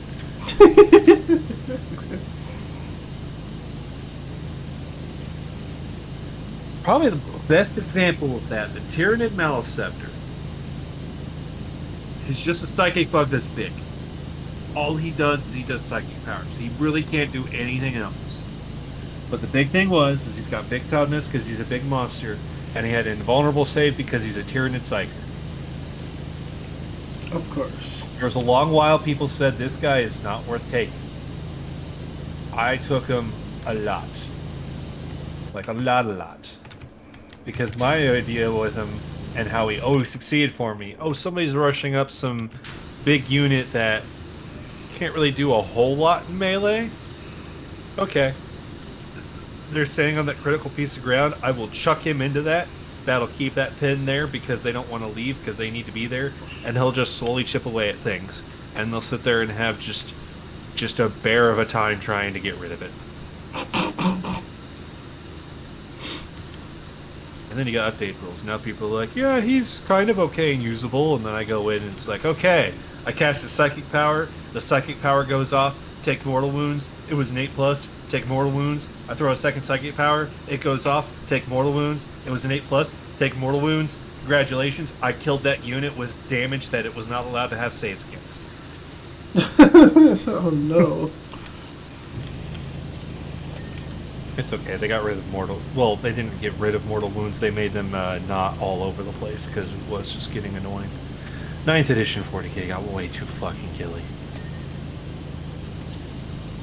Oh, like, oh, okay. I think I know what that means. Everything that hit the table had to be able to just delete units off the table. You would basically rarely see a game go past turn 3 in a 6-turn game. Oh, I guess they're trying to make the games quicker for some reason? No, it was they got stupid with how they needed to do the power creep. Like, every time they wanted to give somebody cool ability, it was always like, oh, well, we're going to make a new order for guard, because they had this whole mechanic where the officers could tell the guardsmen of like, do this thing, and they're like, yes, sir, and then they do that thing, and they get a little bonus for it, because, you know, it's supposed to be the guy that's, like, coordinating them. And then it was literally got to the point where the guard could literally look at a guardsman and be like, shoot that thing. I'll shoot that thing. My las gun is now penetrating more armor than bolt guns do. Pew, pew, pew. No armor saves, no armor saves, no armor saves. The whole game was just no armor saves, no armor saves, no armor saves. And everything just died. Jesus.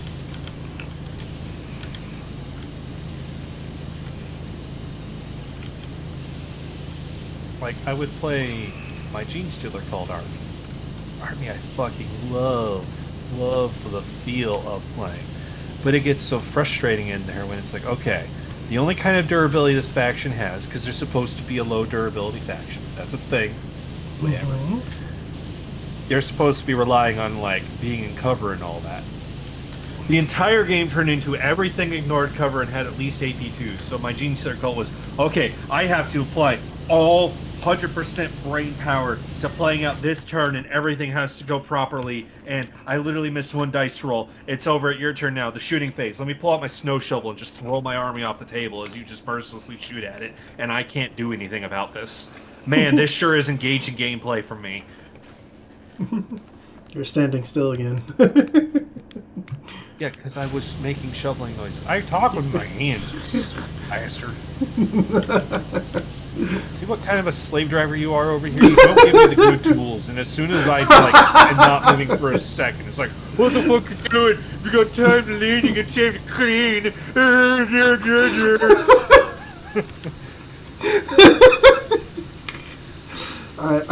I make you work so hard in these streams.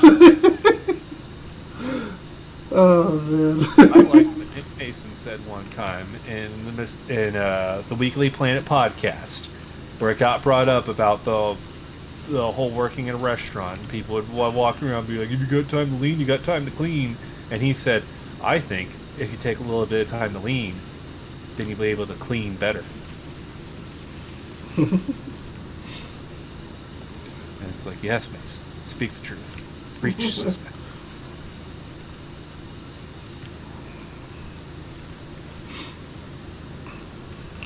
I've never ever believed in the whole like obviously I don't want to like be at a job working for like doing nothing the entire time. God, kill me with that shit.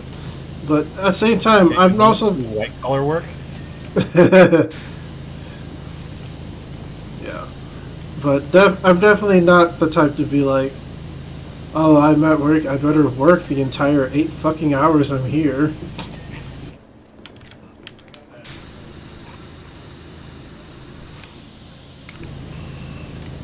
Because I work in like quick bursts. Now sometimes they're short intervals, sometimes they're very long intervals. But if something keeps my attention in time long enough, I'm like, oh, it's time to go already. This literally took all day. That was fun. And most of the time, problems are fun.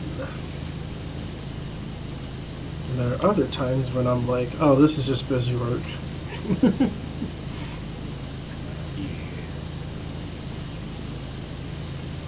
Yes, yes, you want your virtual machine server decommissioned, but man, this ticket has like 124 hours before I need to get it done, so I'm not gonna do it now.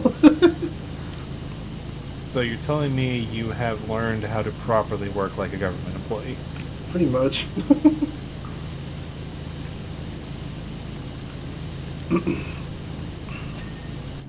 I did find out that the ticket system we use for like all our for like tracking like how our workflow and problems get done.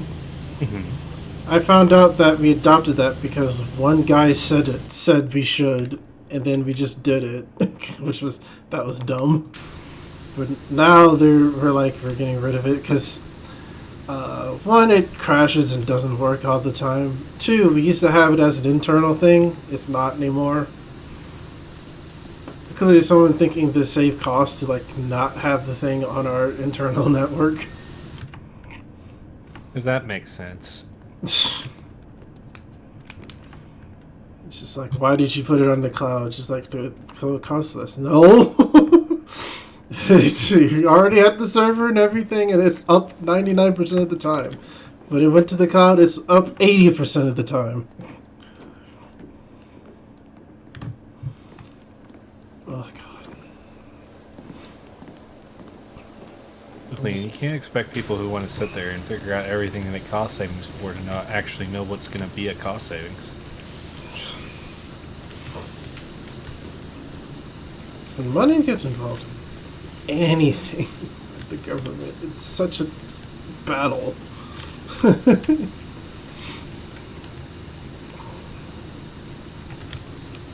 It's the most annoying thing where it's just like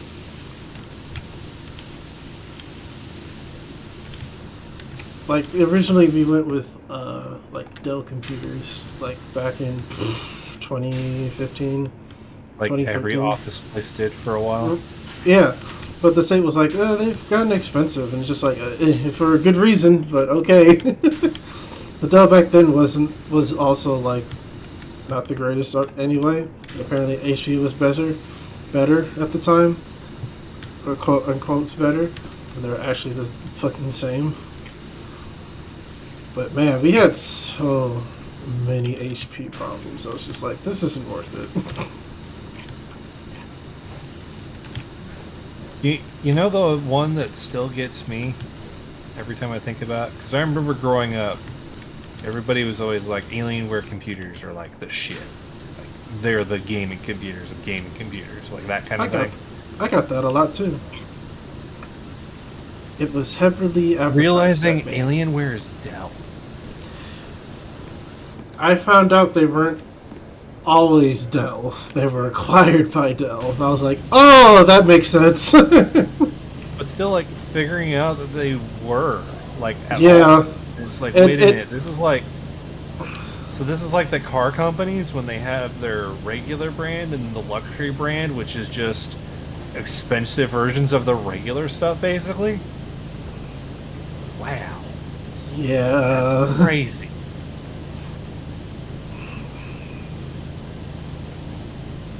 Dell just bought a gaming laptop division. It's just like, ugh. It's like, I like your products. They look cool. They're powerful and awesome, but Dell. That was the problem. Oh man, I remember growing up and just reaching that point where it's like, dude, I might actually be able to like buy a computer. It'd be so cool to have an Alienware, and then you look into it, and it's just like it's just a fucking Dell. Like, yeah, yeah, it's really not that good. It's like I've been lied to. Yeah, a big part of growing up to like get money to get a PC was just like I really wanted Dell. You know, it's just like, oh no, Dell like Alienware. It's just like, oh no, what? Dell does not, and it's not much better now. It's a little better, but Dell does not have the best reputation. Just like quality stuff. So it's just like, ugh, maybe I'll look somewhere else. Yeah.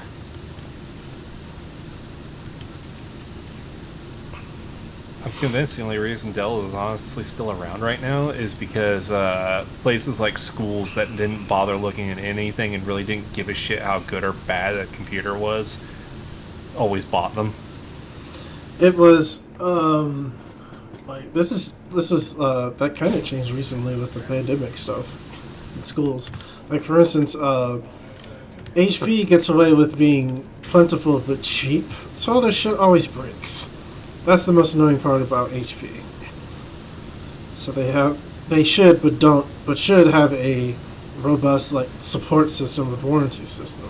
But man, do you have to like convince them to do anything ever? So, but the HP is usually like, we'll get your stuff. It won't always work, but we'll get your stuff. And the only reason State dropped them was they ran out of stuff. Yeah. Yeah. That and apparently, I can't remember. Oh, HP used to have like an actual like warehouse slash factory in Indianapolis at one point, which was nice because they were close. Yeah.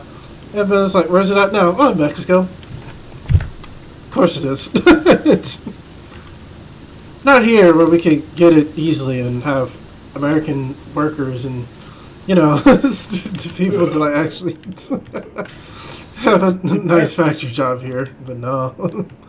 I remember when Carrier did that because there was a Carrier plant in Speedway that was like less than 5 minutes away from the Prax area I was working at, and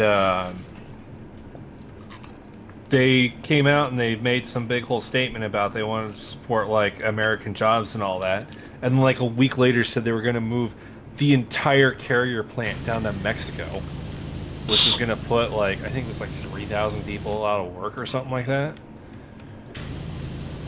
And I remember coming into work after they made that big announcement because I remember the Carrier announcement because even the city was like really shitty with them because they just got money from Indianapolis for doing a development project and said, yeah, we're going to move down to Mexico. So it was big news when it happened, but just coming into work and just like everybody at the factory, like the lead is just like, yeah, just don't buy anything Carrier, and if a guy ever shows up to fix your equipment and he's from Carrier, he's like, hey man, I got nothing against you, but just turn that truck around. I ain't doing business. Yeah, this sounds familiar. It's just like, wow, people actually giving a shit? Wow.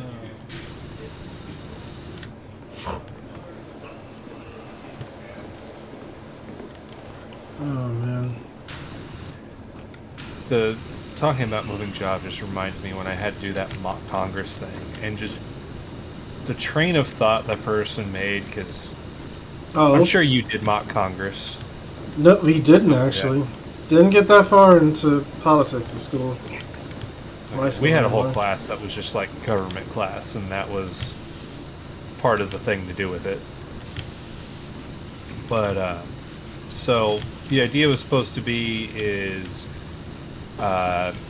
it was always called mock Congress, but they would trade off and be like, okay, this block of classes is Congress, this block of classes is Senate. For what we did for the projects was functionally the same fucking thing. Mm-hmm. But the whole point of it was you were supposed to make a bill. Like they first said that you had to pick your party, and the teacher I had was very upset that I kept not wanting to pick any of the parties. I kept wanting to be independent, and he's like, no, you got to pay one. It's like, nope. No. I remember specifically growing up, you said we were Senate. Every time I looked at Senate, there were always 2 gray seats in there somewhere. Because there'd always be a state or two that managed to vote somebody in who wasn't Republican or Democrat. And I was like, I'll just be that one, because fuck both of them. I was like, no, you have to be one. So he ended up just assigning me a party. Fine. Fine. Ugh. But you had to make a bill. And the whole idea is you would have to make a bill. Everybody would be assigned one bill from the other party. You had to make like the big counter speech for, and then there's another one you were assigned. You had to do like just the quick little supporting counter speech for it, because you know that's how voting works in our system. Despite they'll ever tell you, it's always just, is it R or is it D? Oh, which letter am I? Oh, they're the other letter? No. oh, it's my letter, yes. And that's really how the government functions. And that's why I hated that class was doing, was just deciding, no, that's definitely the way it should work. It's like, you fuck off. But the bill I made, because this was following hearing that the military's uniforms, this happened a little bit and it stopped right about the time I was making the bill. The uniforms for the military were being made in a Chinese factory. And there was a thing I heard, I would need to look at it again to make sure if it was right, but I was pretty sure I was right at the time, where the Abrams was actually getting the parts weren't being made, but they were being put together in a plant in Mexico. Yeah. So I want to put a bill. It's like, okay, if there's any equipment being used by the military, that wasn't something that we're buying from another company, obviously. It's like our equipment that we're making to use in our military, it has to be made here in the States. The person who had to do the counter bill at me, her argument was that if my bill passed, it would destroy jobs. And I'm sitting there like, I'm making it a law to have manufacturing in country, and that's going to reduce jobs? What? I think the idea she was trying to take is it would take jobs away from another country. That's not your concern. Like, but we're the Senate for the United States. That doesn't matter. What made it even more hilarious. Okay, she said my bill was going to destroy jobs. It wasn't going to create jobs. Other people I asked in the real world about it, especially people like my grandfather who were really engaged in politics, said, yeah, that would absolutely be creating jobs. Bringing anything manufacturing into a country always makes jobs, because it's not just those manufacturing jobs, there's also the other support industries that are going to have to deal with having that factory there. Manufacturing is always just a big time job creator. Mm-hmm. Even in the modern age with the automation and everything, with all the robots and all that, it just is. So her bill, remember, her argument to me was I was going to destroy jobs. Her bill was she wanted to go after the whole people aren't eating healthy enough, so I'm going to make it a law so they eat more healthy.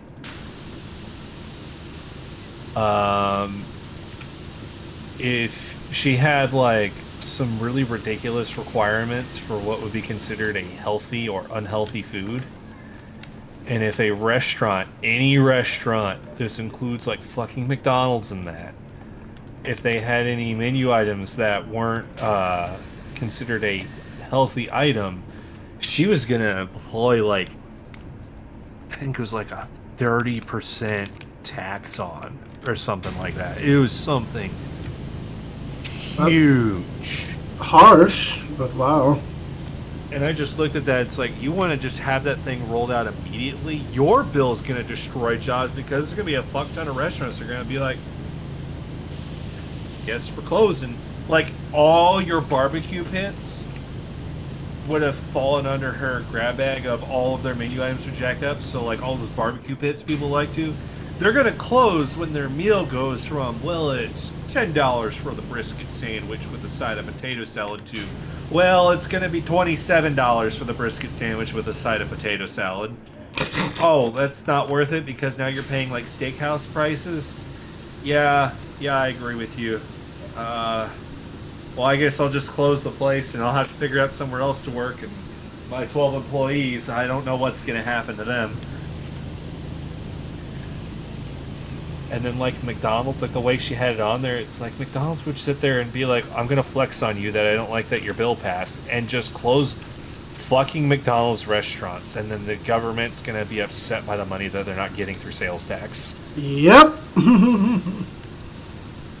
Like, yes, your thing of my nonsense requirements, because they really were. It was literally she thought up the requirements. I don't think she did any research on what would be healthy or unhealthy food. She just thought it up. I mean, if she had like calorie count as one. Ah! That's not how food works.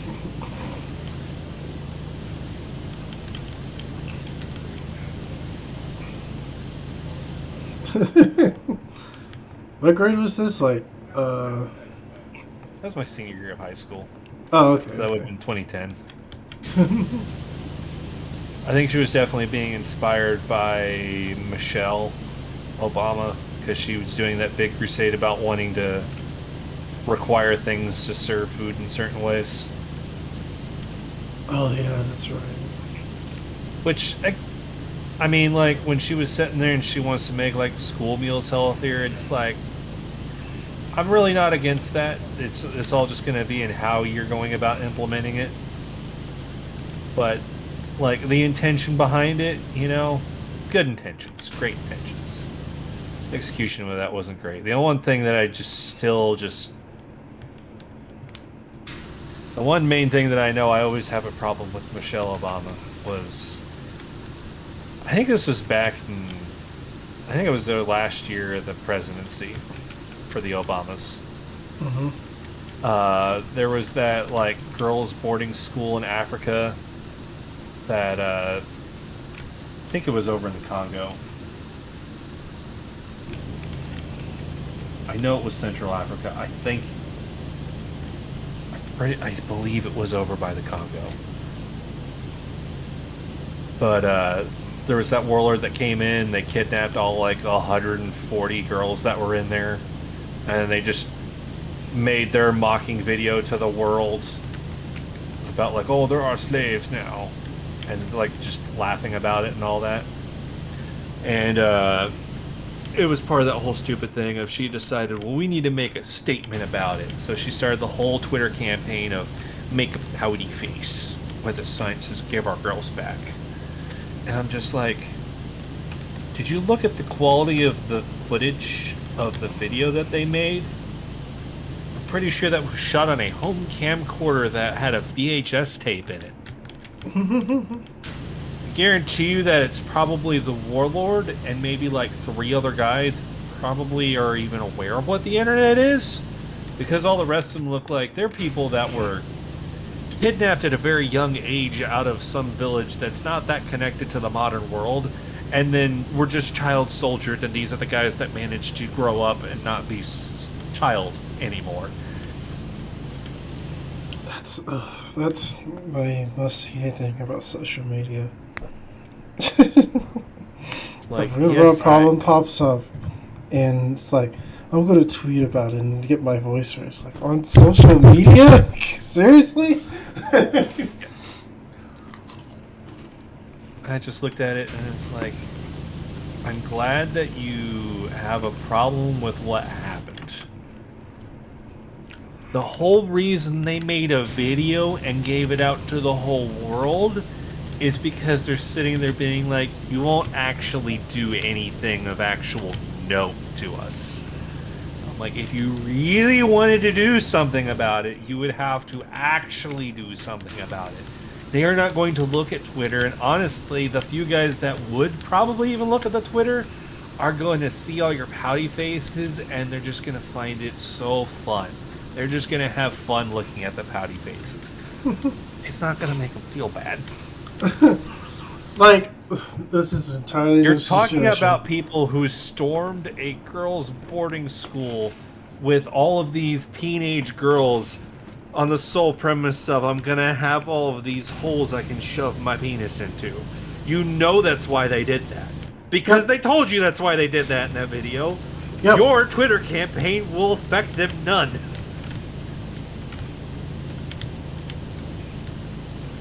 The issue I had with it is just everybody just started figuring. That was about the time where it seemed like everybody decided, if I just say something on Twitter, the world will change. It's like, it won't. Don't. Just because you're on Twitter pointing out something is bad doesn't mean you fix the problem, so don't act like it. If you're going to go on there, you're going to point out the problem, but then at least have the wherewithal to be like, I really can't do anything about it, but I just want to make the problem aware. That's fine. It's the people that go on there and point out a problem and be like, I fixed the world. I'm so great. Everybody worship me. This is an entirely different situation, but when the scalping thing got pretty bad for all the new electronics during the pandemic, and most people, not there is much you can do anyway, but most people were just like, being angry on Twitter is just like, they don't care. They literally don't care. There's nothing you can do. If anything, it just shows that the retail sites need better ways of stopping that. But that's on them, not you.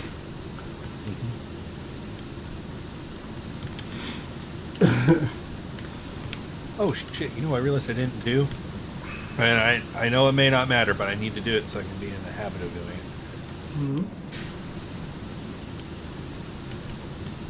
I forgot to do that. Oh. That's supposed to be our whole setup, and I forgot to do it. I forgot to tell you, too. I need to meet you. There we go. There we go. Oh, you don't want my Polish radio? It's bad enough. I mean, it's probably not a bad idea. I don't know if anything they're playing is royalty free or not. I have noticed that even with my royalty free songs, we were still getting dinged by copyright. Oh yeah, no, it happened when I was uploading stuff to YouTube. Yeah. Do you remember when you were uploading videos to YouTube on that old channel, and you uploaded a Sonic video, and a Korean media agency claimed that they owned 7 seconds of your footage, which is a random point of you and some pink character running? Yeah. And I just look at it, and I'm like, I'm going to go ahead and give the contest this claim for you, because that company doesn't own any rights to Sonic. And, of course, it's one that just sat there for the 30 days until it just went away because, well, that's the main thing you do shit with. This Korean company is like, we know that song. It's like, yeah, but it's still in Sonic. And no, they didn't claim that they owned the audio. They claimed specifically that they owned the video.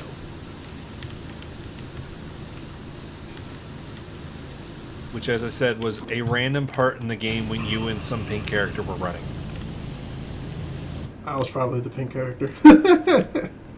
Okay, then it was the pink character, and I think it was Knuckles? Yeah. I uploaded that because, what was that game? Sonic Heroes. Because I'm one of the few people that actually likes when games allow you to make an avatar and interact with the in-universe characters. Yeah. Oh, it's fucking great. I love that shit. Not always the best games, but I love that shit. That's why I played Xenoverse for so long. I can make a Frieza character? Hell yeah. Oh, yeah, that was the one where you made people. Why did they just, like, not keep doing that mechanic? There is currently not a Xenoverse 3, but Xenoverse 2 still gets a ton of updates.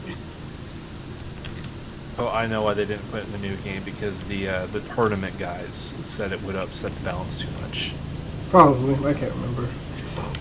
Speaking of a fighting game, did you see Steph's video about Street Fighter this week? Yeah, it's amazing. Like, I'm tempted to buy a Street Fighter game. That was the best sell ever. I was like, oh, really? That actually puts it in my might buy list. If it's that accessible, that's awesome. Like, I already saw the videos where it's got a really extensive just make a random custom character. I'm like, okay, that's pretty dope. That's pretty dope. I remember spending a lot of fucking time doing that in Soul Calibur 4. I remember that's where the majority of my time in that game probably was just in making random ass characters. Wait, you mean I can play a fighting game where I don't actually have to do the quarter circle turn that I can't do on command? Wait, you mean I could play a fighting game? Right.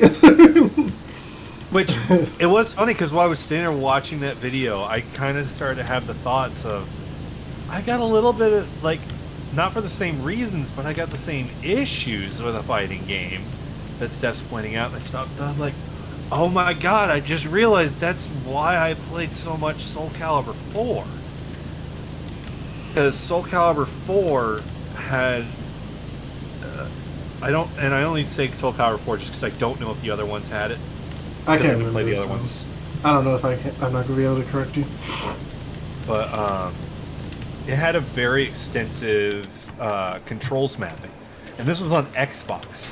You could remap, like, the only thing you couldn't remap is what left stick's like axes and right stick's axes were. Everything else that was a push, so including click the sticks, the triggers, the bumpers, ABXY, you could configure what all of those did however you wanted to do it. Cool.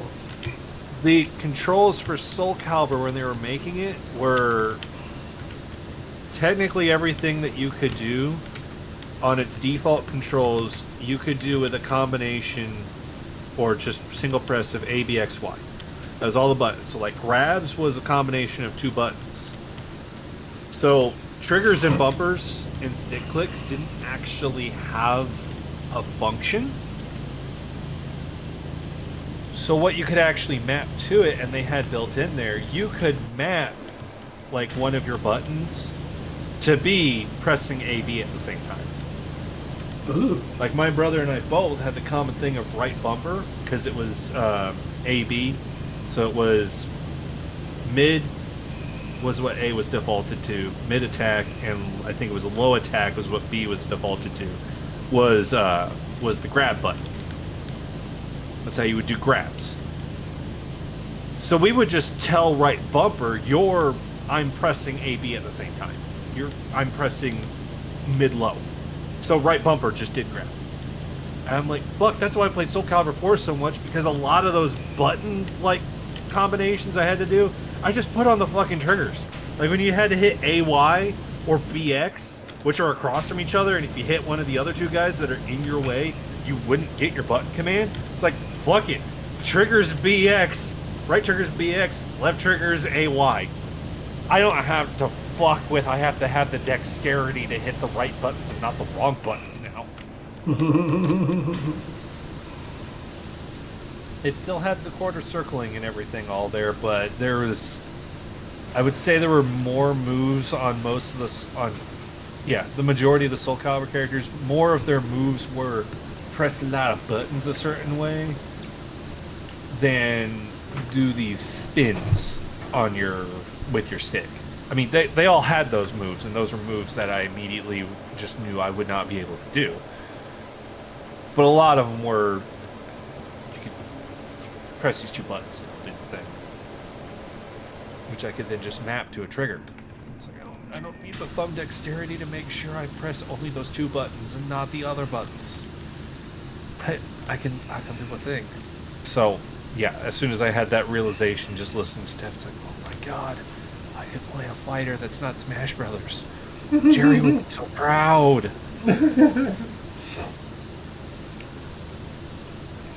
I was like, damn, that's exactly what I like about that game. Because right now, like you've seen me, I'm very into fighters, Dragon Ball Fighters. I see you watch videos about it, but I keep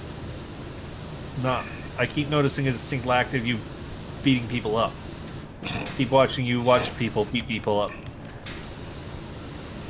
Because if I do play it, it has to be against bots when it's on Friday. Because if I go online, I can't stop. Well, what's wrong with that? Nothing at all. I want to see you beating some foos. Most of the time, I'm just practicing combos and trying to get stuff I previously learned to work again. Well, how are you practicing a combo if you're just watching a YouTube video of somebody else punching people? Well, most of the time it's for fun. Other times it's just like knowing what the controls are. It's like in my head, can I pull that off? Shit, not really. Let me give it a try next time I play, and it's usually later or next day. I want to see your fighting skills. I don't give a shit if it's a bot. I want to see how you punch up.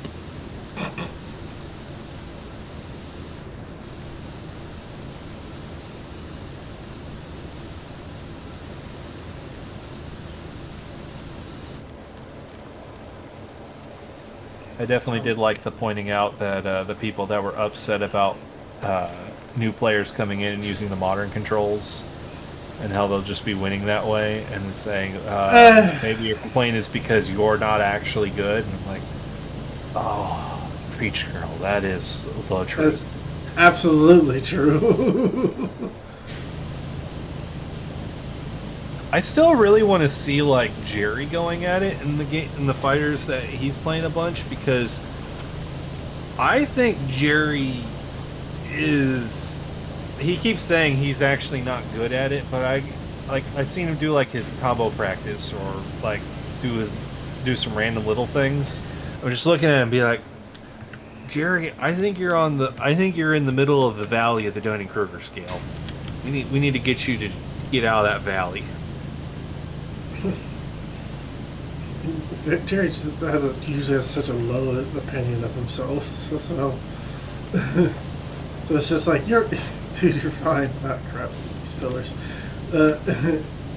That last time you played Far, he's like, I thought you would body me. He's like, no, I actually think you're better than me. That's why I want to play you, because you're good. So I keep telling him. But I definitely think he's just he's in the valley of the Dunning-Kruger. You get him out of there. You do know what the Dunning-Kruger scale is, right? Dunning-Kruger. No, I do not. That has not hit my codex yet. Okay. It's a very interesting psychology thing, and you'll probably see it and be like, huh, this seems too scary real of things. So the Dunning-Kruger effect is, so if we have our graph and I always get X and Y, like I know what X and Y does, but calling them X and Y I always get fucking backwards. The bottom of the graph. The X, yes. Okay, that is the X. See, I always, like, if I'm sitting there in, like, DAS and I'm moving something around the X or Y, I'll always get it right, but I'll always call them wrong. I don't know what the fuck it is with my brain on that one. But, so the X, that'll be, shit. I gotta make sure I have it oriented right.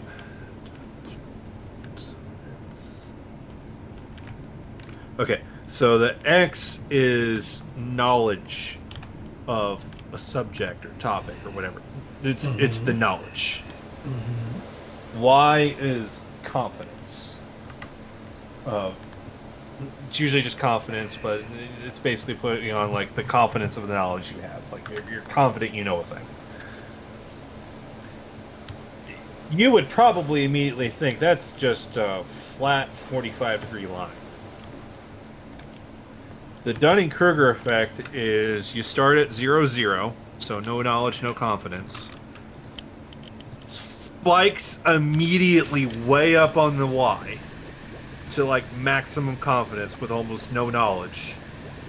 And then dips down in a bell curve. Like it's an inverted parabola. So as you start getting more knowledge, the confidence dips down to a low valley and then starts going back up to having confidence and having lots of knowledge in the thing. It dips immediately? Is that what you said? No, so you go from 0, 0, you spike immediately. There's a very quick spike up the Y to shit tons of confidence, but knows like nothing. Which, yeah. And then from that spike, you get the inverted parabola. Ah, I see what you mean. Okay. Here, let me get the picture example of it. Oh, ad block update. Cool. God, why did that open 3 times?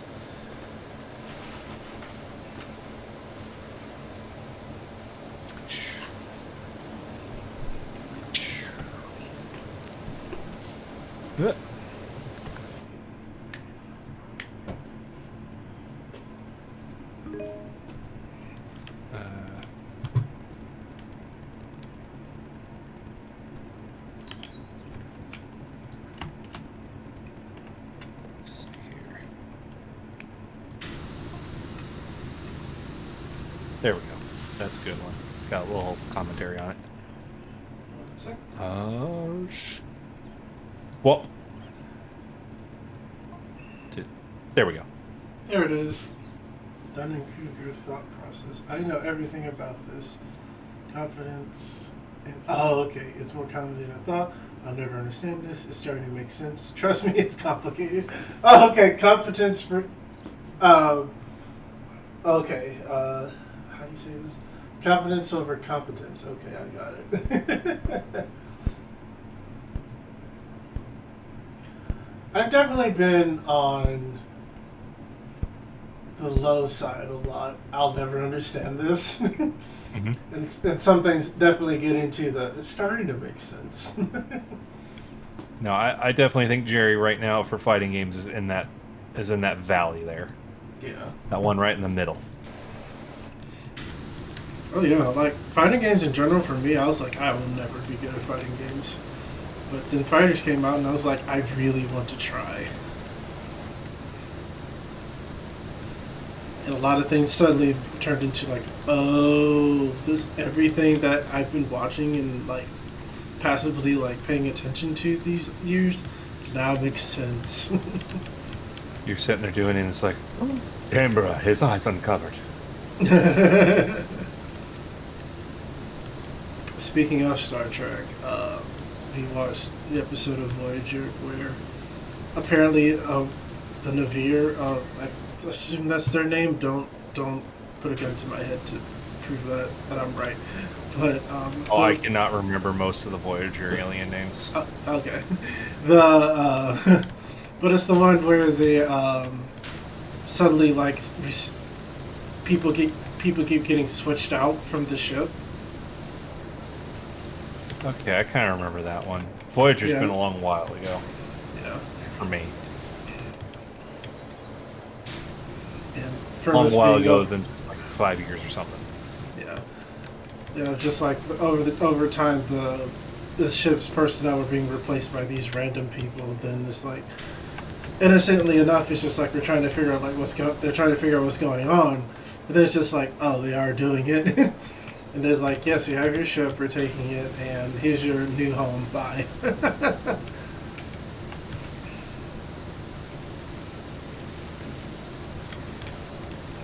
You got the big holodeck episode, just to point out how stupid their holodeck is. We got to the doctor getting a family and how stupid that is. Oh, when he went to that weird time-dilated planet, he comes back and he's like, I had a wife and kids. And it's like, how? Don't worry about it. No, how? Not that one. It's the one where he makes one to like simulate like getting simulate him having a family just by making a program that of a holographic family.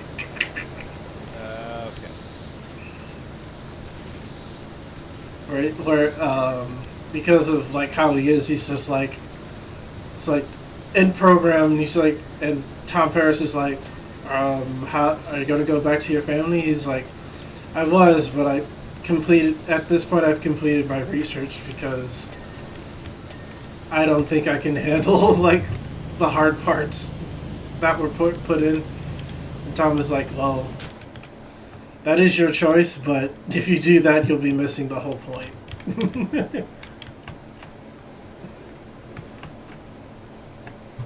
But don't worry. You have to really conserve power and energy. Right. For like Star Trek, would you make the holodeck restricted? Just to save power and energy? Because part of me is like, yes and no. Like, Well, that's what Voyager started saying. If you remember, like, the first episode when they were there, it's like, we have to restrict holodeck time because it takes a lot of power, and we gotta conserve.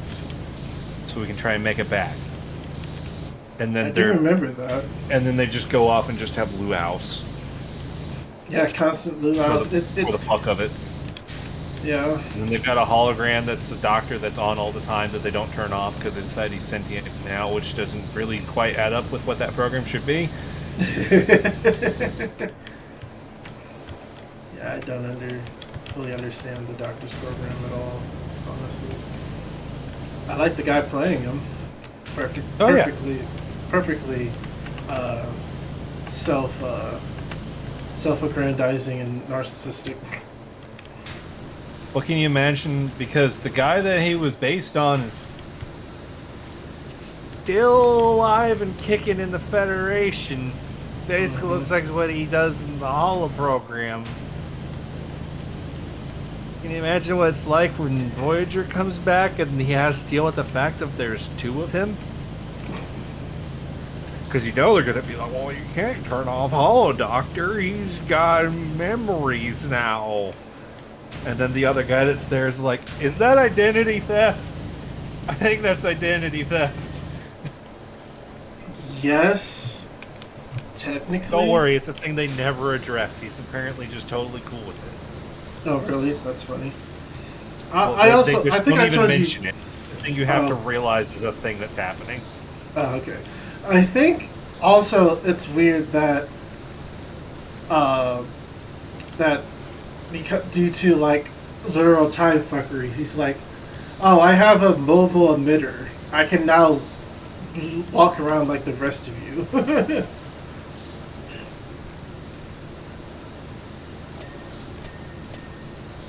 And it's just like, God damn it.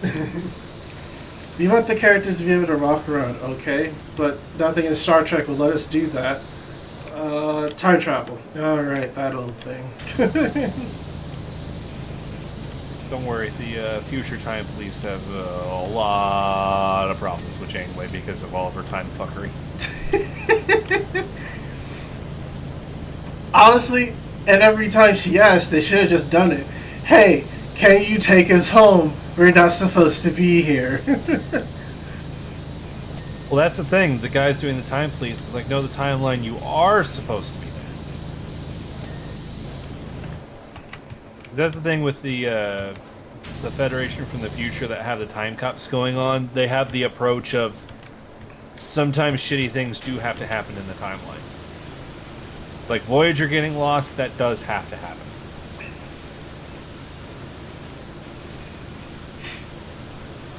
The problem they have is when Janeway keeps going back in time because she keeps wanting her secret ending on her perfect run. I can't wait to see that. Because Janeway's been like a pretty good captain so far. So she's from our state. Yep.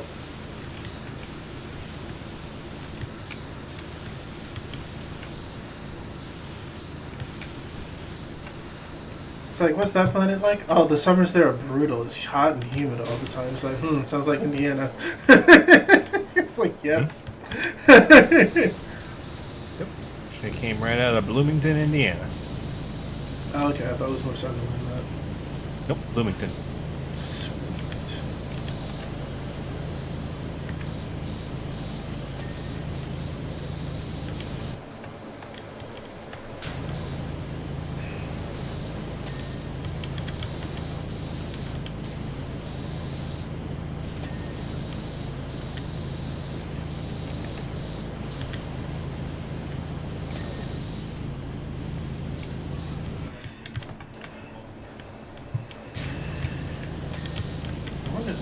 Something else. I'm trying to remember the topic. I can't quite remember. And that happens.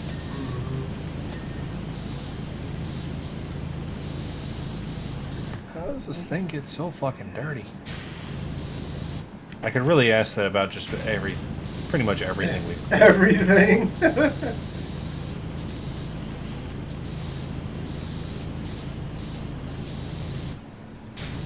goes my garage door. Tom, you're using the starter gun. What? That's the starter gun you're using. I thought I was on the new one. Now my screen, you are not. Yeah, you're on the 1500. You need the Vista Pro. There you go. I thought I was on the new guy. That's what I was on last time. Why did it swap me? I think it swaps you every time you log back in, which is another. No, it hasn't done it before. Oh, really? Yeah, like the whole time we were on the urban one, it was always there. That's what I always had pulled out. That is weird. That's why I just assumed I was on the new guy.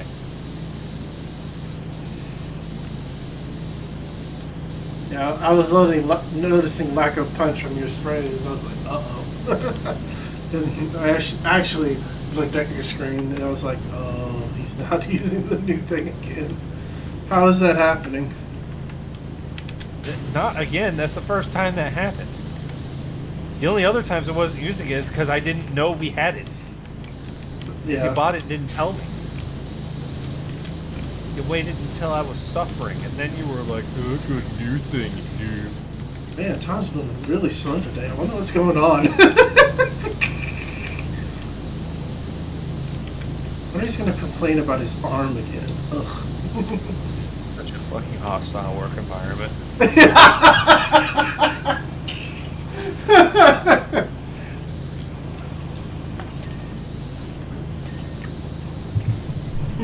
Don't ever work with family. Definitely don't work with friends either. Oh, really? There's some truth come out there. They don't give a shit.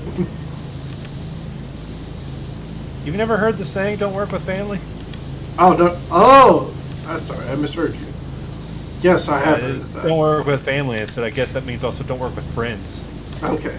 I misheard you. My bad. What do you think I said? I thought you said something along the lines of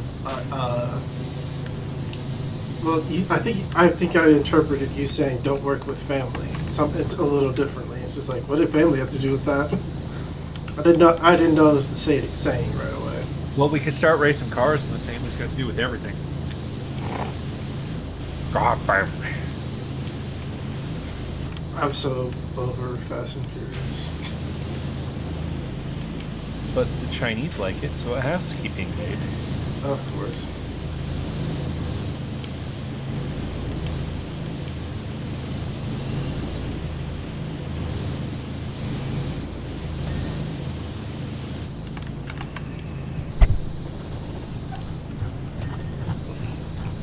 It is literally like, I don't care that the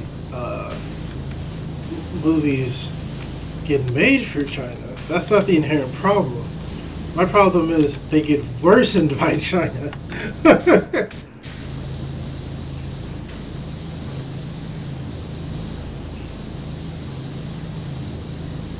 Yeah. Well, I know I would do about that. I don't know what the rest of the world's going to try and do about that. Oh. I'm not changing my movie to fit your shitty opinions. Really, why would he? It's like, we need this to make a lot of money, though, because actors and equipment and things are expensive. It's just like, sir, you're expensive. That's what I'll look at and be like, my last movie made $700 million. Just throw a number out there for something that happened to be really successful. Yeah, but the new one's got to fit the Chinese market. 1 second.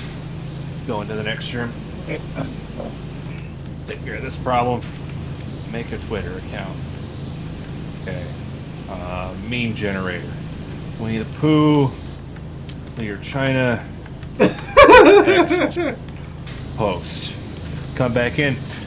Don't worry about it. Problem's taken care of. We can't show up in China at all.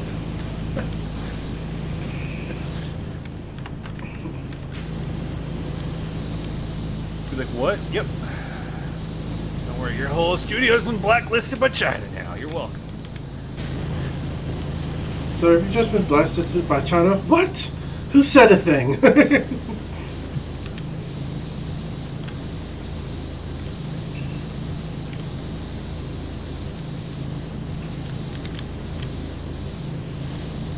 Yeah, like, I'm sure I've said it before, but the most egregious thing I heard was like, I get culturally why it's like that, but it's still shitty.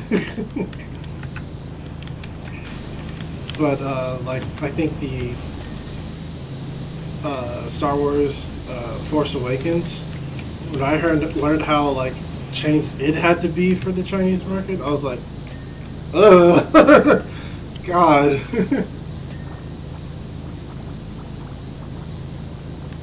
I remember the time when different regions just could get different versions of the movie because of that bullshit. Rather be, well, everybody's movie has to look like this now.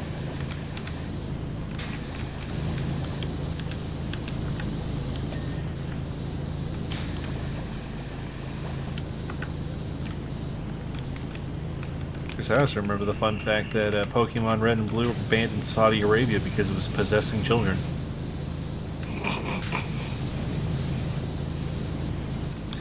That's funny to me. Yeah, it wasn't because of like any opinions with like evolution or anything being a thing, which I'm sure some Christian groups tried to ban that game because of that. It was because it possessed children. It's just like that is the most wild reason on why this is banned anywhere.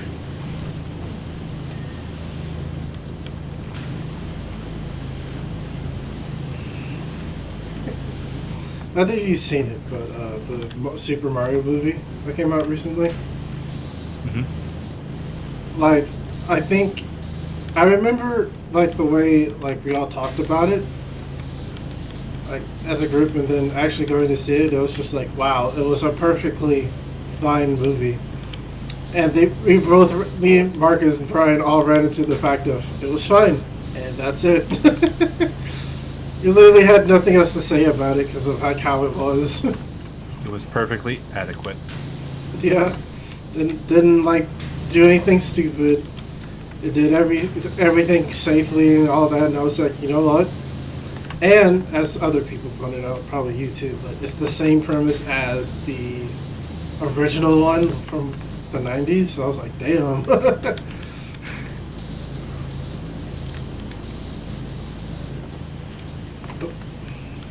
I don't know if I would have pointed that or not. Yeah. I think that may have been news to me. Yeah. It was just like, I don't feel bad for having seen it, but I also definitely like, I don't have anything to say, and that's probably the weirdest part I have about the new about Mario movie was the same plot line as the old Mario Brothers movie. For the most part, yeah. But I specifically saw scenes of animated Mario jumping. Correct. So there was mushrooms everywhere? Like, the problem was mushrooms? And the original or the new one? The Mario Brothers movie, the old one that everybody hated, that was the plot, was that there was like some mushroom pandemic thing. That's right. And then there was like big business stuff that got thrown in there. Yeah, it was... Who was supposed to be Bowser was like a germaphobe. Mario hated jumping. Mario hates mushrooms in the new one.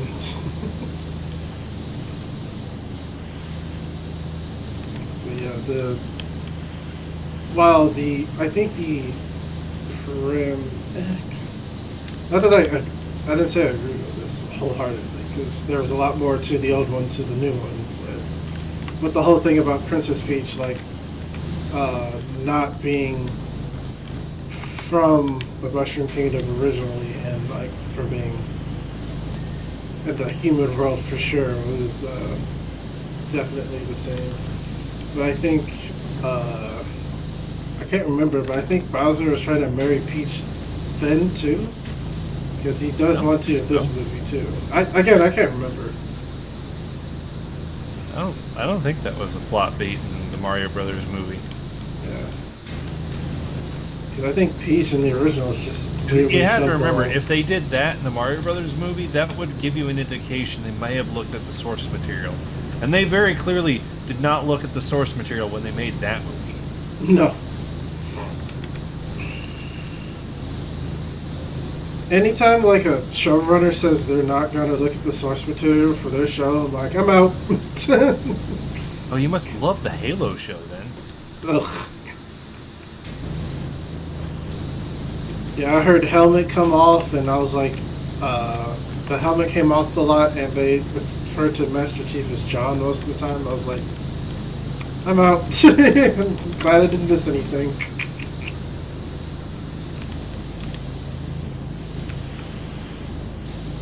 Covenant used a human.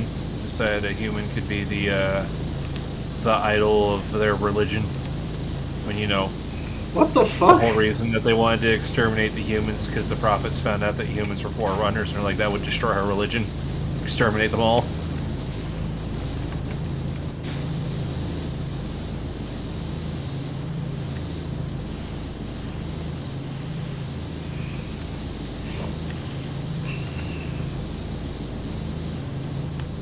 Just like, this thing had books and other stuff and a decent story and decent to good story. And you're just like, nah. Okay. Hope you have I that think same they could opinion deal after with everything. if they Yeah, wanted sure. to reimagine it and do something different with the plot, but it's just like. Usually, yes. But even on top of that, it was just bad itself. Yeah.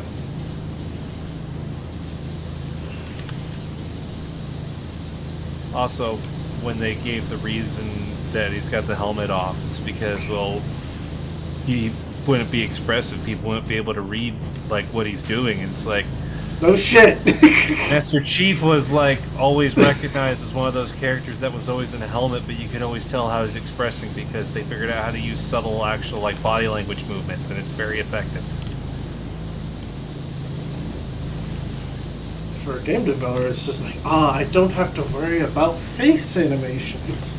But then they at least knew that it's like I don't have to face animations. But that means that if I want to show my character feeling something like their actual show, I have to actually do some work to this.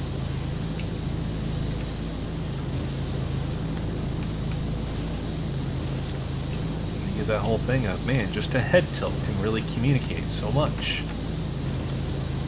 That's how Red vs. Blue had to do that. All those Well, they subtle had to head stare up at the tilts. sky and jerk the camera around like crazy.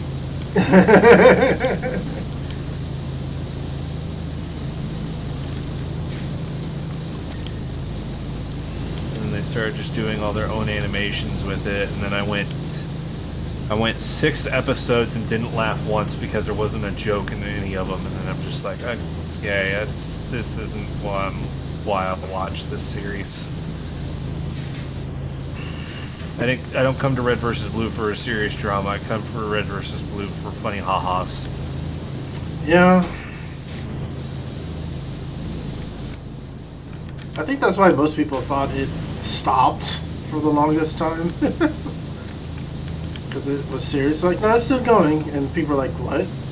Well, it didn't even Why? seem like it was even connected to Halo anymore, where I always got the impression of they were supposed to be trying to make a funny, and it's people in Halo, but then it's like it just did all of its own things that were using all of the Halo stuff and acting like Halo, but weren't Halo, and then it's just like, this just feels like a weird rip-off sort of thing. Like, I don't even know what's going on. To be as evidenced by the fact that I don't even know how to describe it. That's fair. I don't know if it's like a thing for the ladder. I don't know if it's a thing for like how writing is these days, but I do like when comedy shows have nuggets, like little, like the shortest of scenes of something serious or drama, because it's like, oh, that was you can neat to use that see. to make comedy. Right. Like a good example to me is during the newest Animaniacs season that came out a few years ago, where there was, usually as jokey and silly as the show is, there was one point where Yakko's like, was that funny? Am I funny? Do you still think I'm funny, right? But that was it. You know, it's like, what was that? It's the negatives, like, is that what he really thinks? We don't know. But yeah, but I think, in my opinion, Red vs. Blue got very serious. But I think that was also the show trying to, like, see what else it could do. I think after the point they decided they wanted to make their shows, and they wanted to be able to seriously do all their own things, and they went off and made their own anime thing with a main character that I cannot fucking stand the voice of. That high-pitched voice. It's hard. It's hard to get used to those voices. The high-pitched squealing is more of what it felt like to me. It's just like, man, I would be so annoyed to try and watch this thing.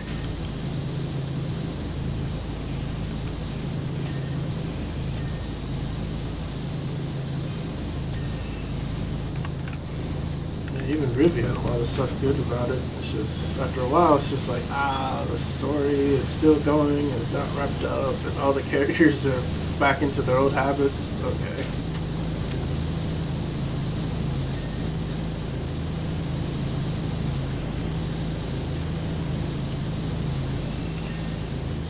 I don't know. I know I never really watched it, so maybe my opinion gets to be invalid, but I know I was there for D&D night when people were like watching, like, I don't know, was it like the opener of a season or a finale of a season. Some random episode. I know I can watch shows out of order and like I won't know what's going on, but I can usually use it and be like, okay, I want to find out more of this. Or I want to figure out what's going on with this. Or I can see and be like, okay, this seems like something I would watch. But I just remember watching it and it's like, this is so boring. So bored.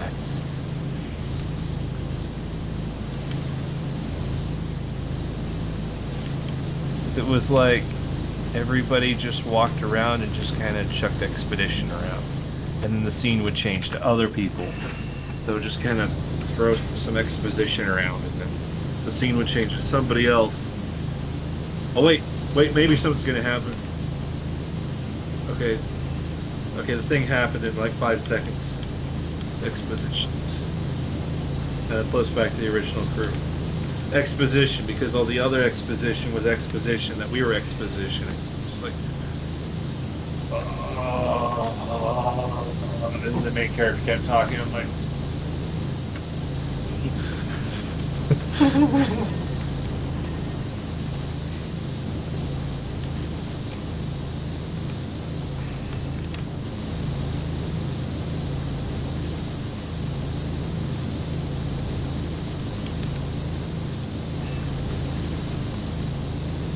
what really sucks for me is my experience is I've watched most of the voice actors on that show because they do Let's Plays.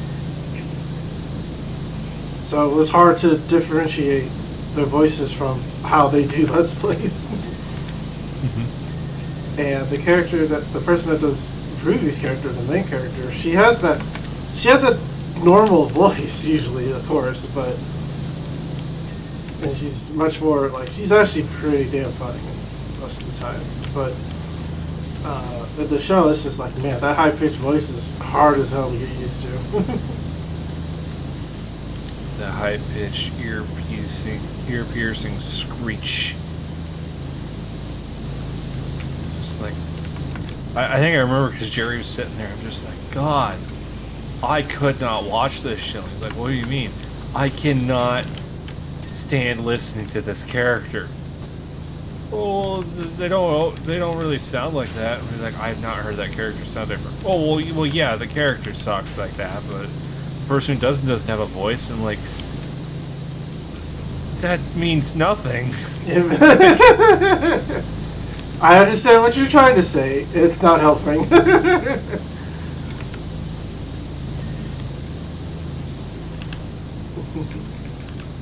Then again, I think I said the same thing.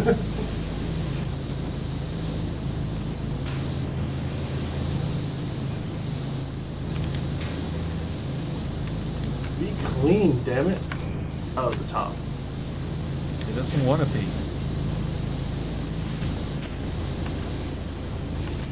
Of course, I don't know, maybe I'm biased to the high-pitched sounds because I just hear a high-pitched screeching voice and it just reminds me of like when you guys plug something into the goddamn game table and it just like, no! Stop! I hear it too. And then people are just sitting there like, what? It's like a drill going straight to my eardrum! Do you hear it at work a lot too? There hasn't been any painful screechings, but yes, I can hear the cabinets on.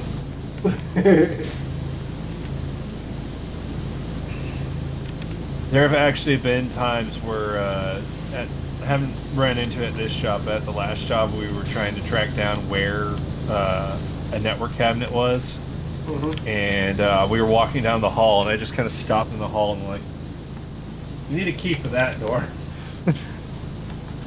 It's like, are you sure? Yeah. Yes. Let's just try that door. It's like, please.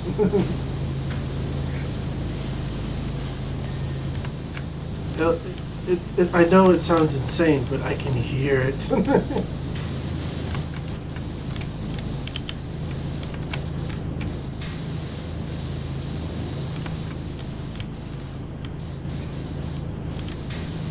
the hole for the equipment was in that door.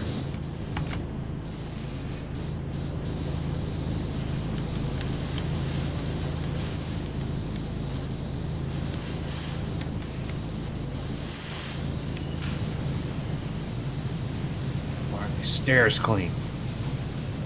Lots of What nooks the and hell? crannies. Lots of nooks and crannies. So, is this a fortune teller? Yep. Why did we take this job?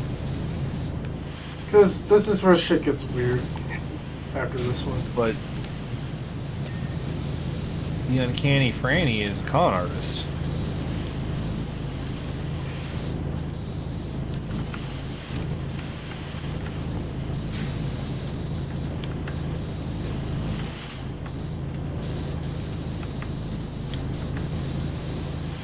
You just can't tell. I don't like fortune tellers. I They can prey on tell. people when they're in their most vulnerable.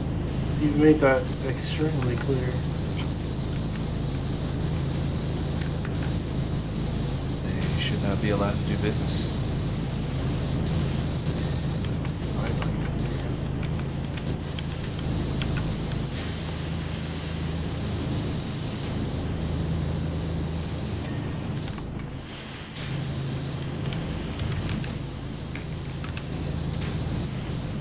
If I was a dictator country, it'd be like fortune telling's outlawed. Why? Because they made a bad prediction as you? No, because they're going to scam people out of money.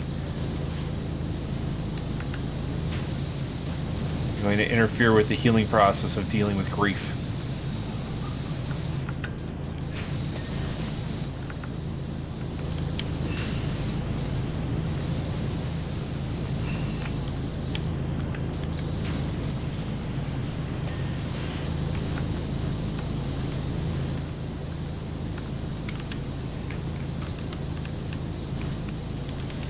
It's so bad that people want to keep giving them money and keep acting like they're real and they have special powers.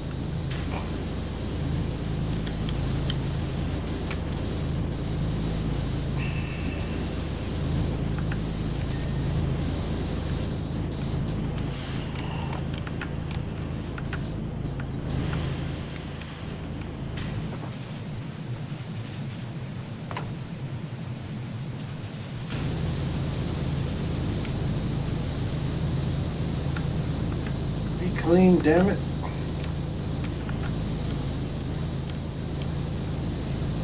feel like this is one that would be unfair to clean in VR. Because you could just shove this thing into those awkward places and just spray it that way. Because you'd be doing it like it's real life.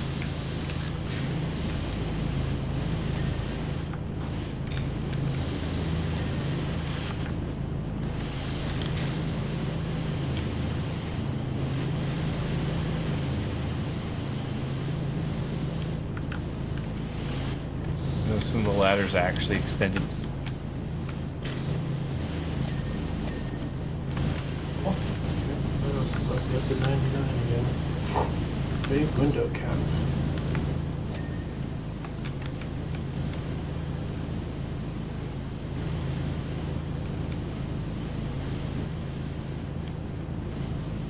There's stuff I keep seeing for split seconds. Mm-hmm.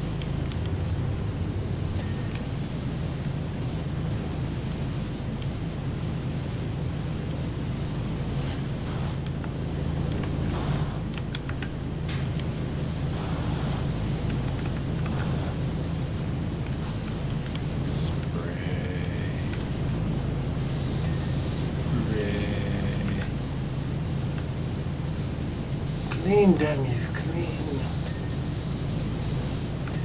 There we go. We should have cleaned it with fire.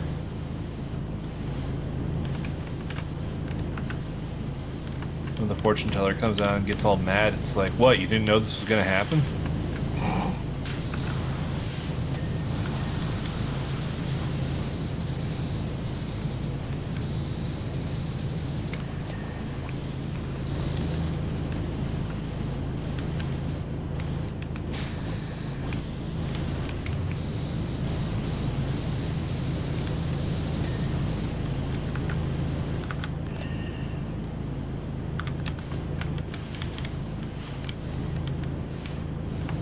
I won't this roof trim get any cleaner.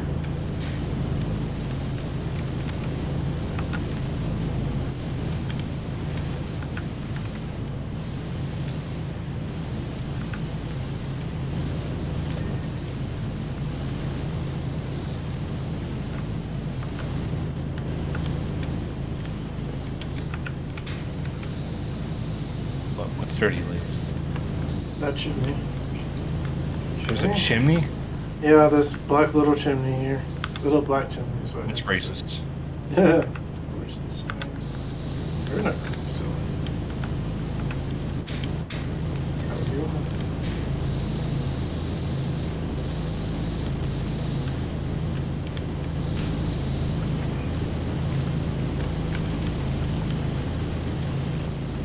There's a lot to it. I'm not seeing. Oh. Underneath.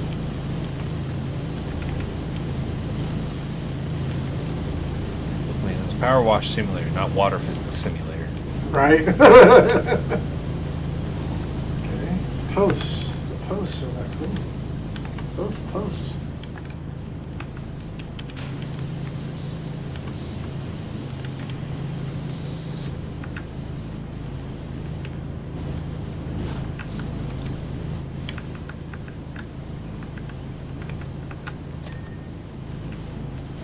Yeah.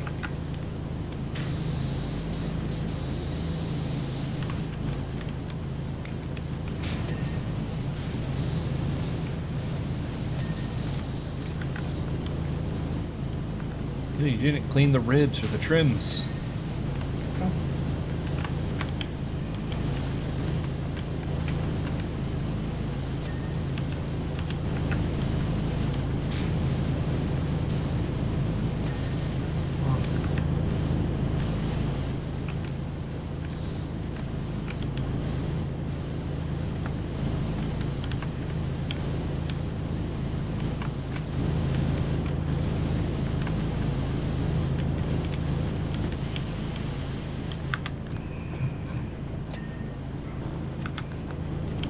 Yeah.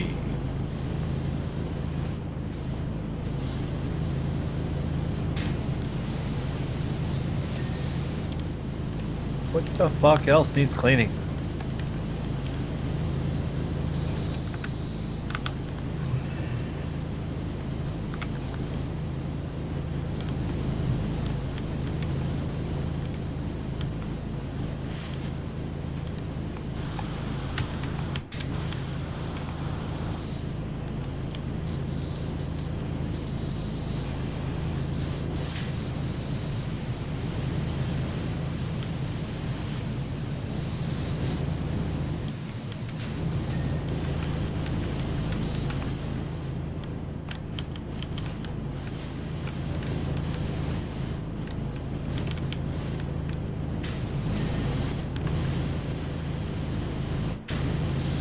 Frames, wall trims.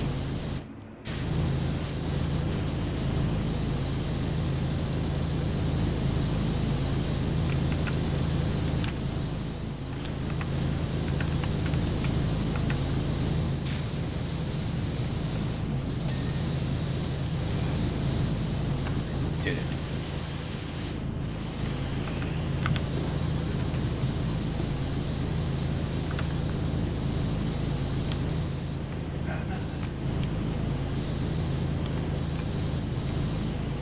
It's so small I can barely put my cursor on it to see if it's dirty or not.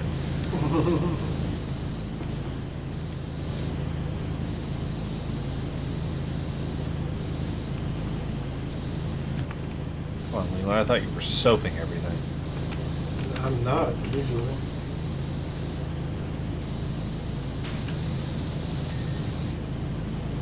I cleaned it, not you. You sprayed on stuff I already cleaned. You pushed me down. Yeah, because you were going to try and take the credit for the thing I cleaned. No. Yes. Do I look that vain to you?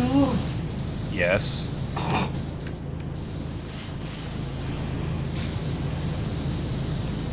You think I am Aaron Hansen? Oh, so you did it. I think you're Leland, and I know you. But I've seen how you run this fucking company. It runs pretty well, in my opinion. Make you deaf here. Drill right through your ear canal. So, okay, so now it's getting weird. What do you mean weird? We gotta clean the rocks? No, over here. If I start moving on your screen.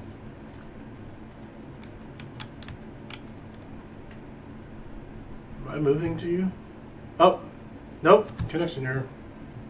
The internet's exploding. I see that. You're turning into a robot that's not making words, and I dropped off your game. You're just haunting weird electronic echoes. Invite to sent.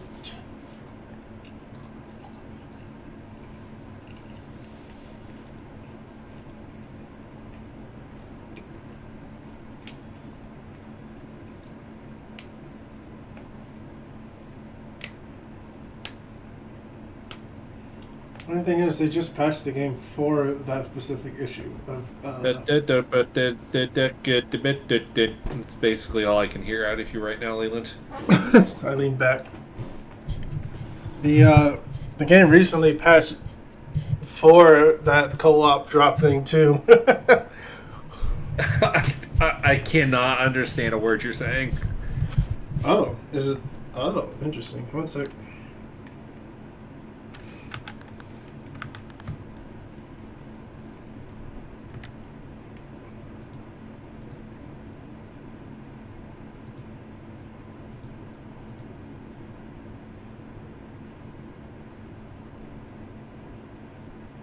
Right speaking. How about now? There you go. I sound normal now? Enough. Normal enough. Okay.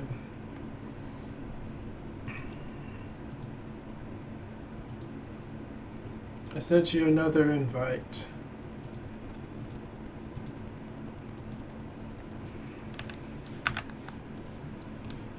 Can I just say how annoying it gets when I open up our Discord and it's just Twitter link, Twitter link, Twitter link, Twitter link, and it's like I don't want to open those. I know. I am moving on your screen, I see. You have to clean this guy. Okay. The Atlantean. Yeah. But you said it was getting weird.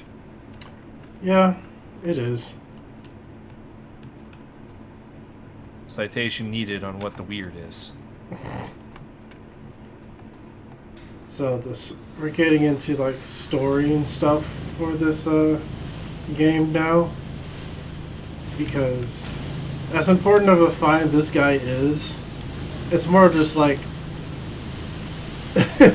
why they would hire a PowerWash thing to clean this ancient statue. This is an Atlantean. He needs water.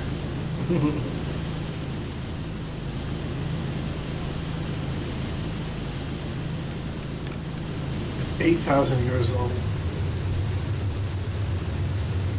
Are they sure? Have they carbon dated it?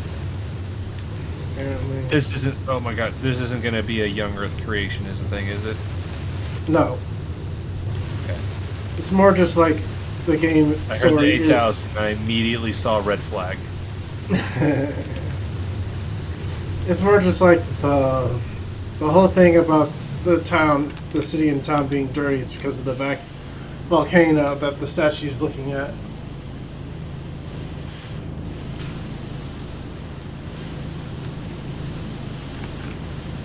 the whole reason we started this job was because that volcano dirtied the whole town.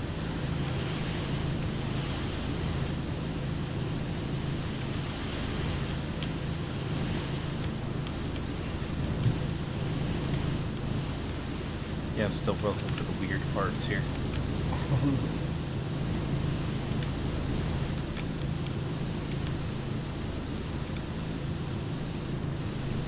Promise me weird. Doesn't see enough weird here. I think this is weird for this game. That was the context I was trying to go with. Okay.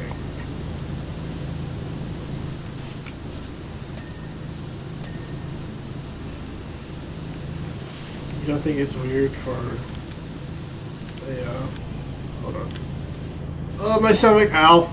Leland, we power washed a penny farthing. A pet.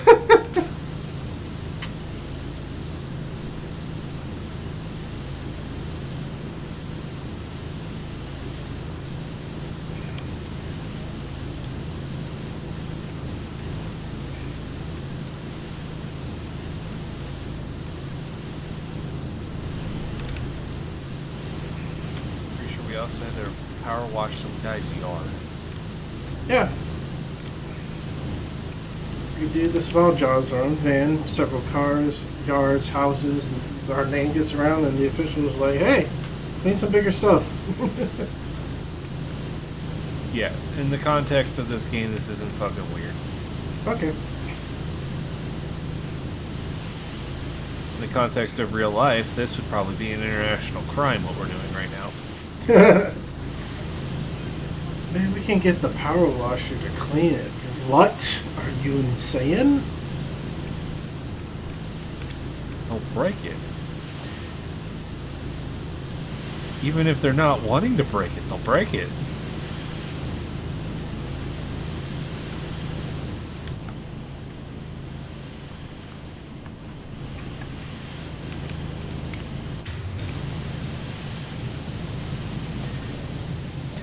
I assume it's the Atlanteans set off the volcano to make the world dirty because they knew that it means it would bring water to it, and they needed more water.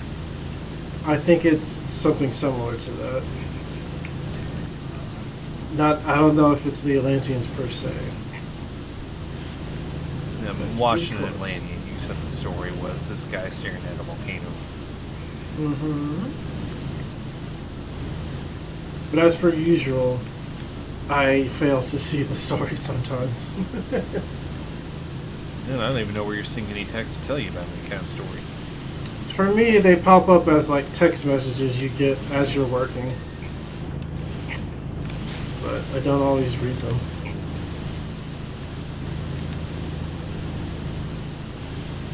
Because I'm too engrossed in the cleaning. I don't think it's the text messages.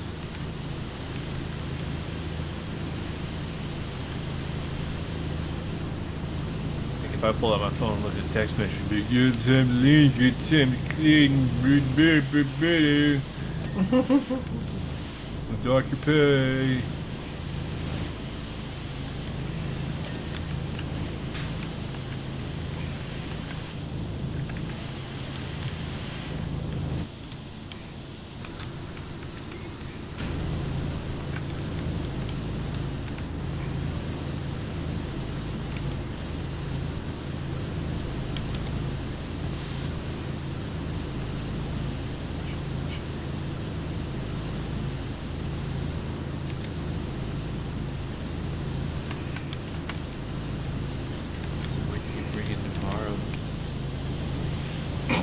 I might bring it tomorrow. You going to RPG night? I plan to, yes. You bring it. Oh, I have to do that work tomorrow. I'm not doing anything else.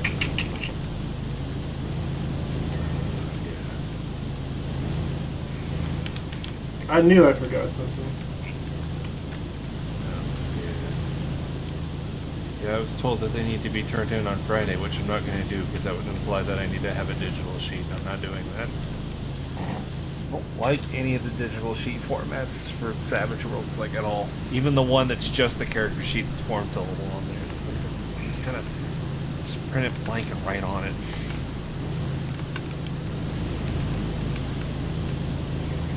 Brian sure just like it to be homework. And I'm just like, oh man, dude, come on.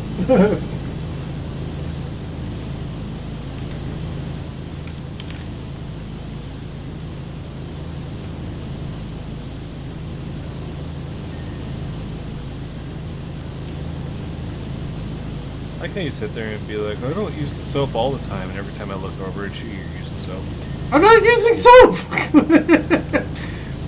I've not used soap once on this thing.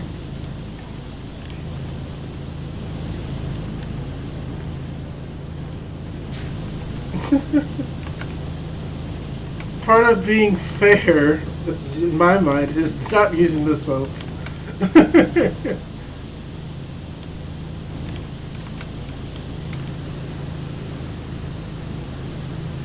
Well, what nozzle are you using? The green and white one. My white one's never cleaned shit. What the fuck? The white one here does pretty well because it's just one layer of sand. I tried to use the white one and it barely cleaned it. I had to go back over it with the yellow. So I figured I'd cut out the middleman and just use the fucking yellow.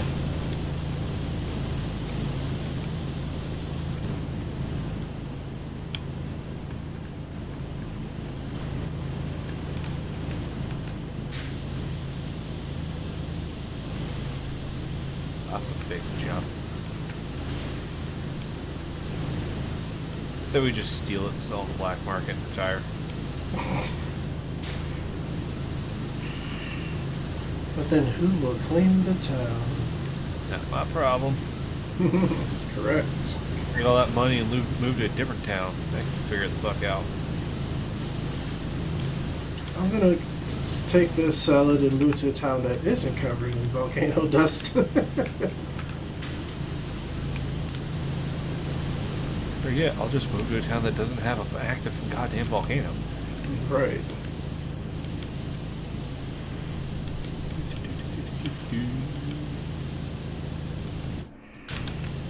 So restrictive on placement.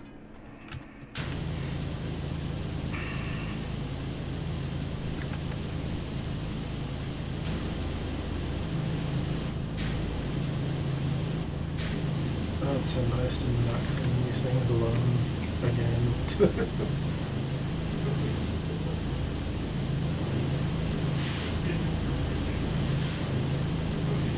No, that's supposed to be.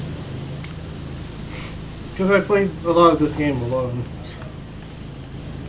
The first time through.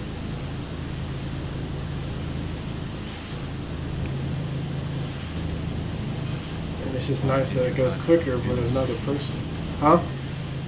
Why did you god done do it? Because it's a therapeutic game.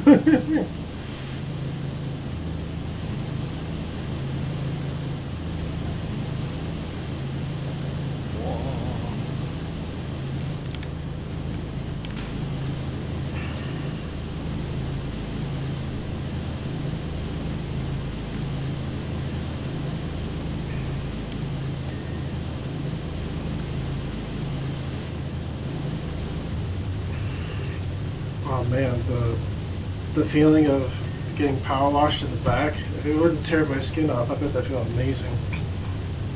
That's why you have stone skin like this guy.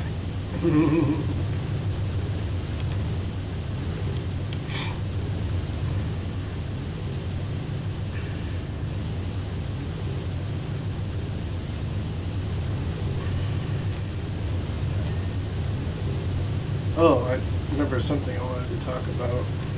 Uh-oh. So apparently, due to the latest like showcases and footage from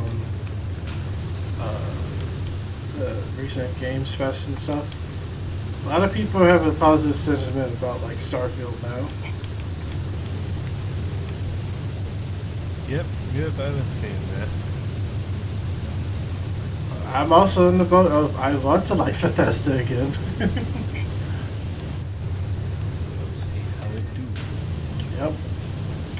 It's not gonna pre-order the game. I mean, Because you're gonna get it digital. What's the point?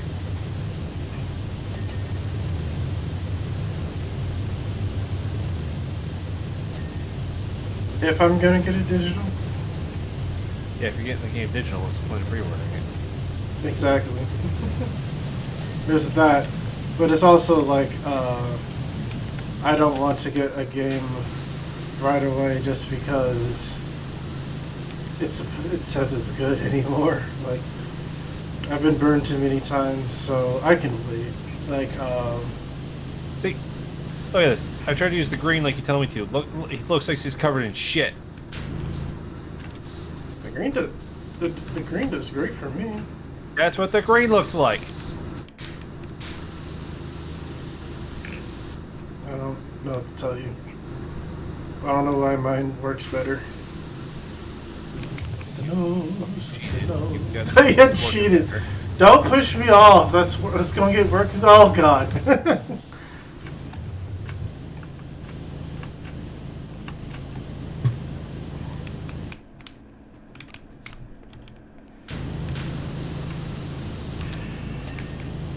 It's the only way I can unionize in this hostile work environment. Hostile. Just through murder.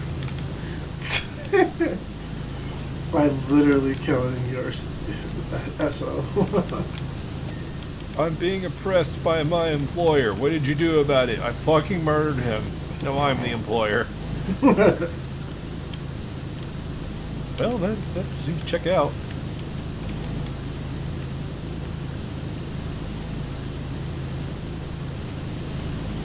The Atlantean officiated it. It is legal. That big stone Atlantean. Yeah.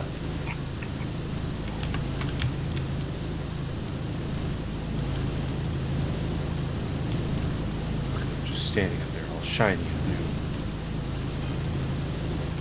Dang, we're at 80% now. We got like 8 minutes left.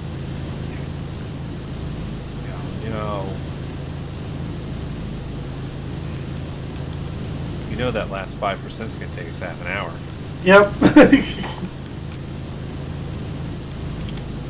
That's usually how it works.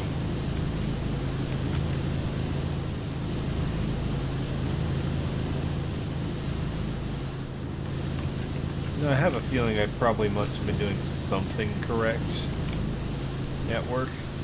Oh. Because I think I showed you the picture of the cabinet I was working on. I've been doing some cabinet work lately. And then the manager came over today and he was like, yeah, get ready, I'm going to have you doing cabinets till you're sick of them. Okay, I guess I must be doing it right. He's like, duh, I just need you to do repetition with it. I'm like, but you probably wouldn't be doing that if I was doing a bad job with it.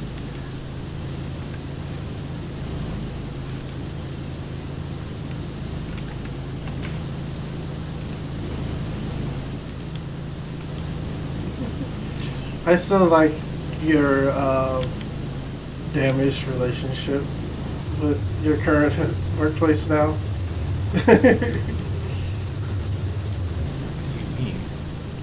So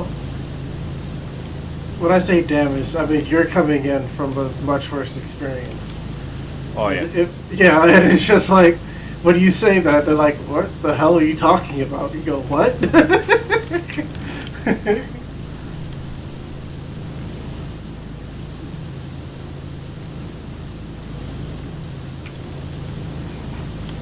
So funny. I didn't mention that to him yesterday because we were pushing one guy up to a, I'll throw air quotes on it, lead tech position. And somebody else is going to take over coming with the education plan. I'm just like, one of these days I'll figure out what I'm doing, what my spot is.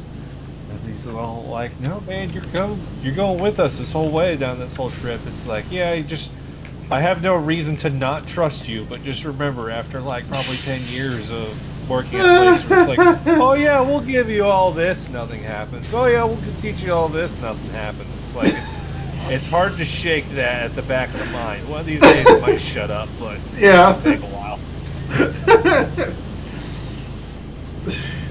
One day I'll be able to believe that.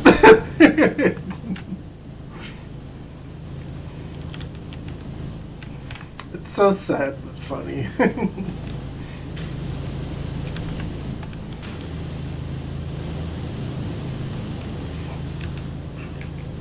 Just gotta laugh at things sometimes. That's all you can do. Rather than doom scrolling Twitter. Because that ain't gonna fix nothing. I'm glad Reddit's imploding a bit. Yeah. Reddit And wanted after to go that, we IP. need to Bookface. Was you say Bookface? Yeah, that's what I was calling. Okay. But Tom, you use Bookface. Yeah, but I can tell by whenever it tries to give me suggested and recommended pages, in its opinion, I don't use it properly. It's like, is this all you do on Bookface? Yes. Yes, it is all I do. But you could do more. No, not really. Not interested.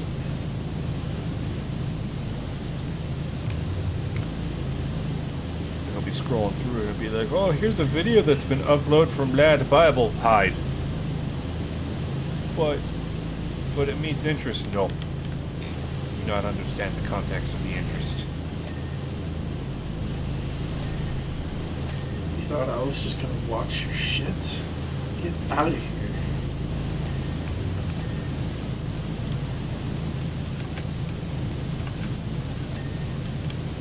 There's so many pages I get where they'll have a post and it's got a picture and they have a very similar format, and just as soon as I see it, hide all from this page. But our algorithm says that it fits all of your interests, and it's like, nope, they had that one post format. That means I block them.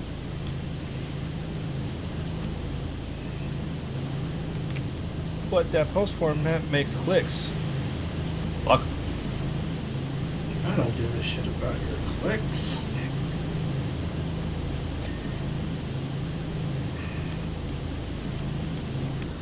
Like Google blocking trying to block ad block. It's like, nope, nope. That's not how this works.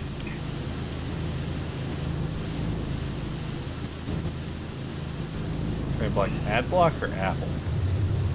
Ad blocker. Ad block, okay. Yeah, they're trying to block all of them. Yeah, like that's gonna fucking happen. Yeah. I was like, ew, bad move. Clean them. Clean. Orange slab. I miss guitar. I mean, I'll throw this out there. If they don't want us to throw ad blocks on, get less shit ads.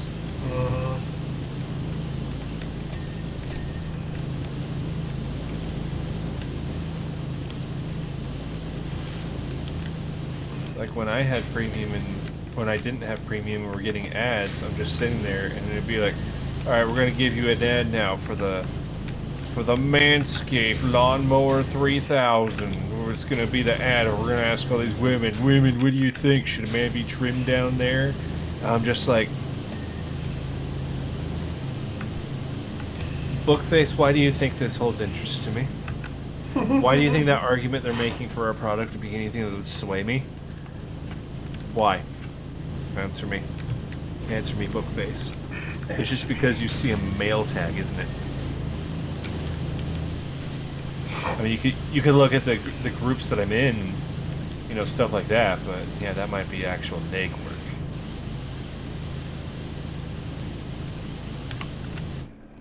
No, your algorithm thinks it can just get me to watch ads. That's not how this works.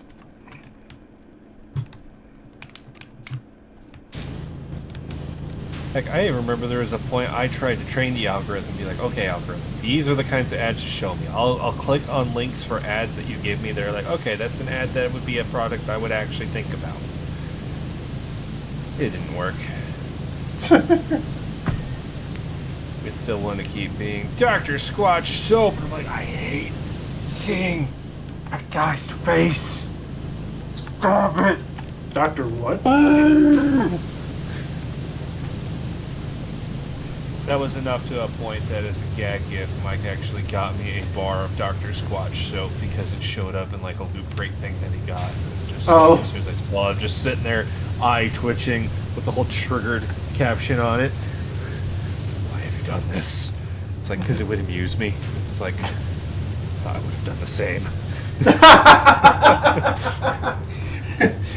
Damn it! Exactly what I would do.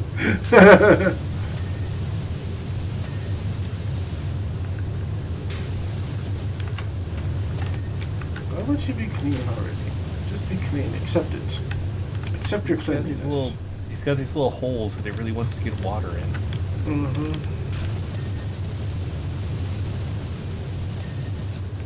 I wonder if we just sat there and just had him drink straight from the hose for like an hour. It would just consider it clean. Just shove the power washer up to the mouth and just let it sit. Okay, I've had enough water. Well, let's say that. Atlantean.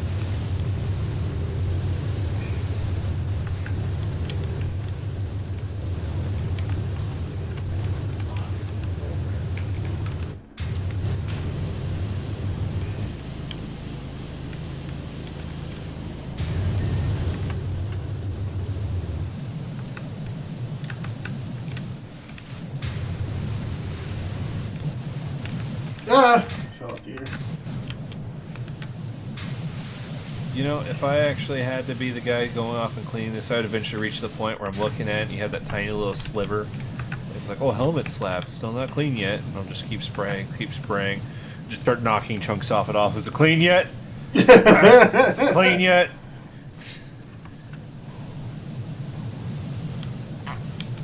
Can't be dirty on the statue if it's not attached to the statue. Gotcha.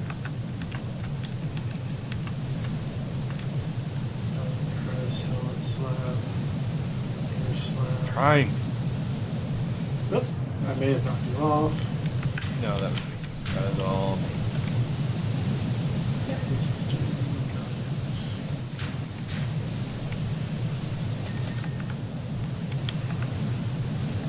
Cheap guard stick.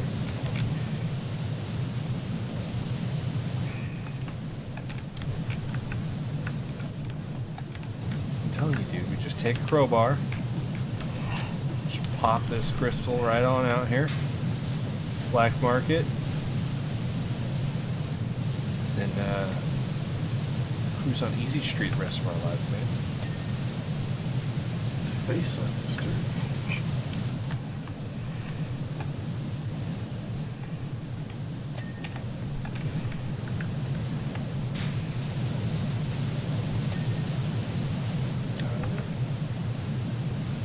Happy news. Get water in your news. I made the same joke. A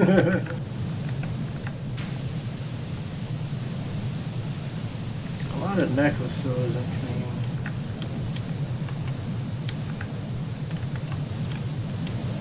I can't tell what's dirt and what's not on that thing. Mm-hmm. Ow.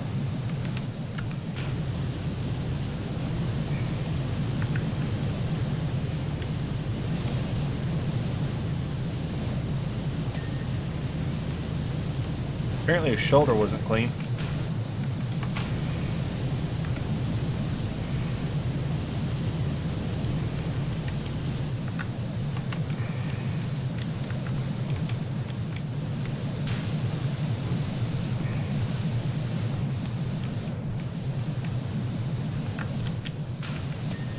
Finally. Oh, okay. The arm slab isn't clean. Not the arm slabs.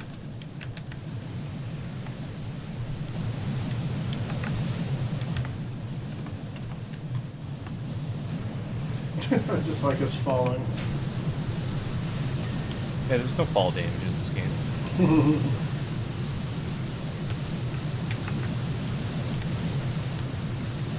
Could you imagine if this game had fall damage? Then could you imagine playing one of the challenge modes where you have limited water and fall damage?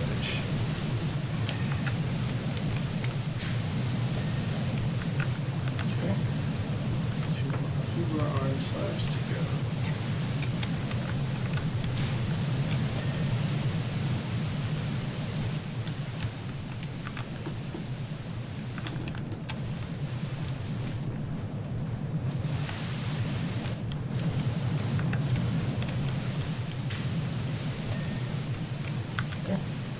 Slabs. The back slab is clean.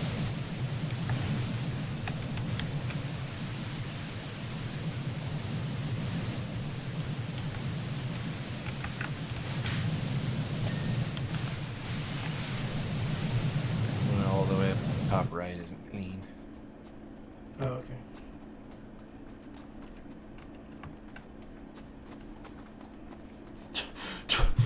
Running in the desert in these wetsuits. What's wrong with us? Do they know that by us doing this, he's going to be in a gargantuan, like, pool of mud? Right? That's exactly where my mind went.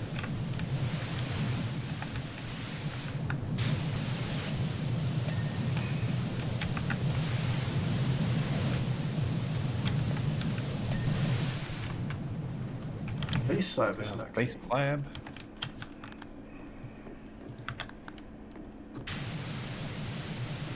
Oh, that's in there. Jesus. Find it. Did you point? Did you point? I was watching the Game Gumsy Power Hour this week, and they were doing making cotton candy. And what was really funny is that they started doing like Werner Herzog as the candy guy.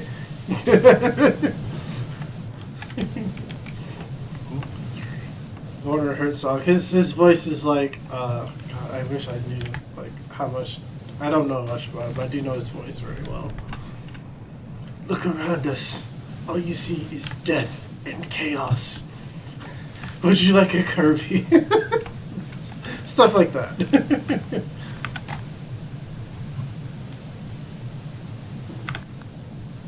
Just because we are at the fair does not mean life has become fair. Ooh, laser crystal. Laser crystal. It's shooting stuff. Oh, it's not doing it on your screen. Interesting. Well, Yeah, I don't get any cool shit. Yeah, I can see that. Alright, that's a good place to stop because how many other games did we play where that would happen? We were like, whoa, look at this cool thing, as I'm just sitting there staring at a regular screen. Like, what the fuck are you talking about? What drugs are you on? Okay, we'll see you next. Can't talk. See you next week, everybody. Bye.